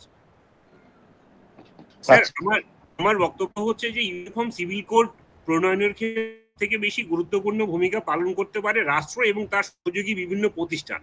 কিন্তু আমরা জানি রাষ্ট্রকে পরিচালনা করে মূলত বিভিন্ন রাজনৈতিক দলগুলো। সেক্ষেত্রে রাজনৈতিক দলগুলো যে বিভিন্ন পলিসি আমাদের দেশে প্রণয়ন, তার প্রচার, তার সমর্থন কিংবা বিরোধিতা সবসময় ভোট ব্যাংকের ভিত্তিতেই করে থাকে, এটাই আমরা দেখে এসেছি। তাহলে রাজনৈতিক দলগুলোর সদিচ্ছা এটা কি সব থেকে বড় বাধা নয়? যে সমস্ত রাজনৈতিক দলগুলো তাদের ভোট ব্যাংকের ক্ষেত্রে যদি মনে করে যে নির্দিষ্ট কোনো কমিউনিটি তাদের ভোট ব্যাংকের ক্ষেত্রে বড় বাধা হয়ে দাঁড়াতে পারে, তখন তারা যে বিরোধিতা করতে পারে, এটাই কি ইউনিফর্ম সিভিল কোডের ক্ষেত্রে সবচেয়ে বড় বিষয় বলে আপনি মনে করেন?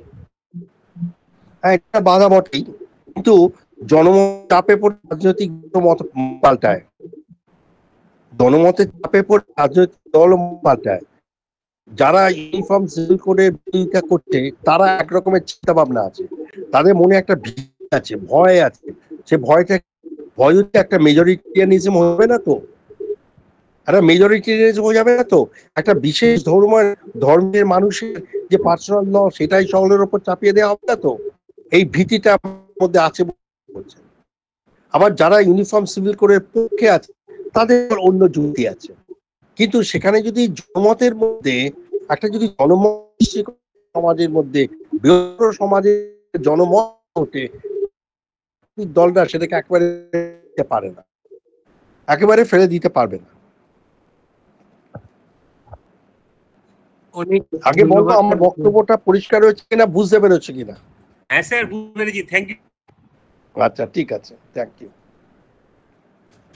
আমরা অলমোস্ট 2 ঘন্টা আজকে আলোচনায় আমরা রাখলাম।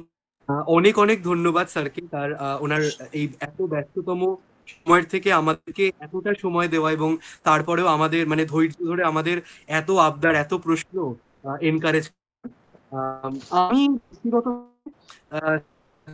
শুনেছি আমার স্টুডেন্ট লাইফ থেকে, কিন্তু পূর্ণাঙ্গ লেকচার আমার প্রথম আজকে শোনার সুযোগ হলো, এবং আমি অভিভূত, মানে আমি প্রায় মানে ফোন দূরে যেতে পারিনি আর কি, এক টানা শুনে গেছি আমি।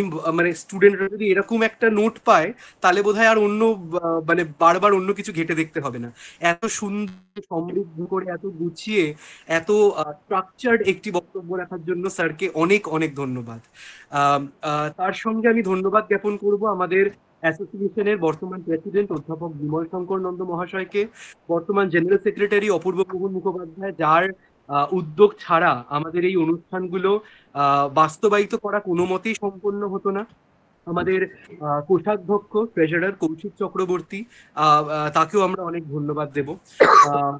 এর বাদে আমাদের সমগ্র এক্সিকিউটিভ কমিটি, যাদের সিদ্ধান্ত এবং যাদের সমর্থন, যাদের সার্বিক সাহায্য ছাড়া WPS কাজকর্ম করা সম্ভব হয় না, প্রত্যেককে আমি ধন্যবাদ।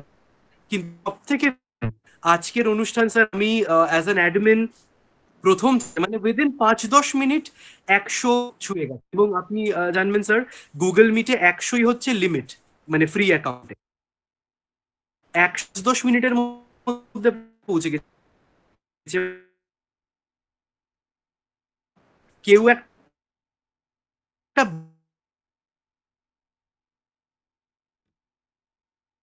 যে আমি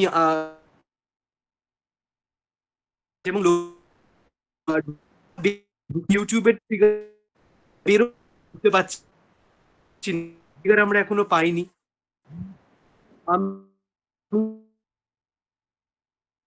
সত্যি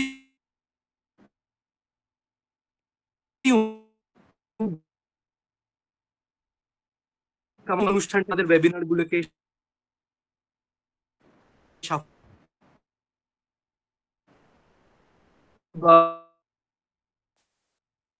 দাঁড়িয়েছিল, অপেক্ষা করছিল যে মণ্ডিত করে তোলা, একজন জন্য সেই রকমই হয়েছে। আমাদের সমস্ত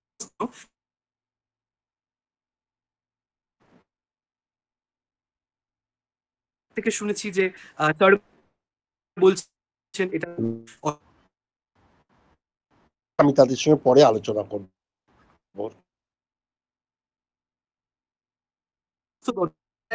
স্যার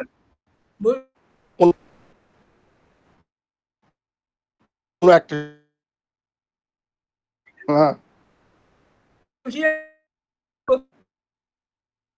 আজকে এই আলোচনায় মোট 140 জন শুনেছে।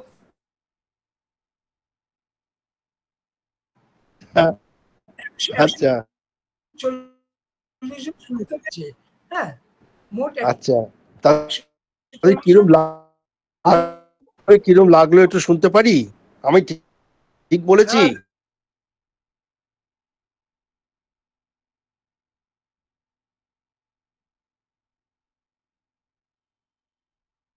প্রত্যেকের নাম আমার কাছে লেখা আছে, আপনাকে বলে দিয়েছি আচ্ছা আচ্ছা, আপনার লেকচার তো আমরা সবসময় শুনি। আমরা প্যারালালি ইউটিউবের লিংক দিয়ে থাকি, যদি কেউ এখানে ঢুকতে না পারে সে আপনার সমগ্র লেকচারটা আমাদের ইউটিউব চ্যানেলে, যেটা স্যার প্রথম কতগুলো আমরা মূল্যবান লেকচার এখনো পেরেছি তার সবকটা আমাদের ইউটিউবে ছাত্রীদেরকেও রেকমেন্ড করতে পারেন, তারাও যদি শোনে তারাও সমৃদ্ধ হবে।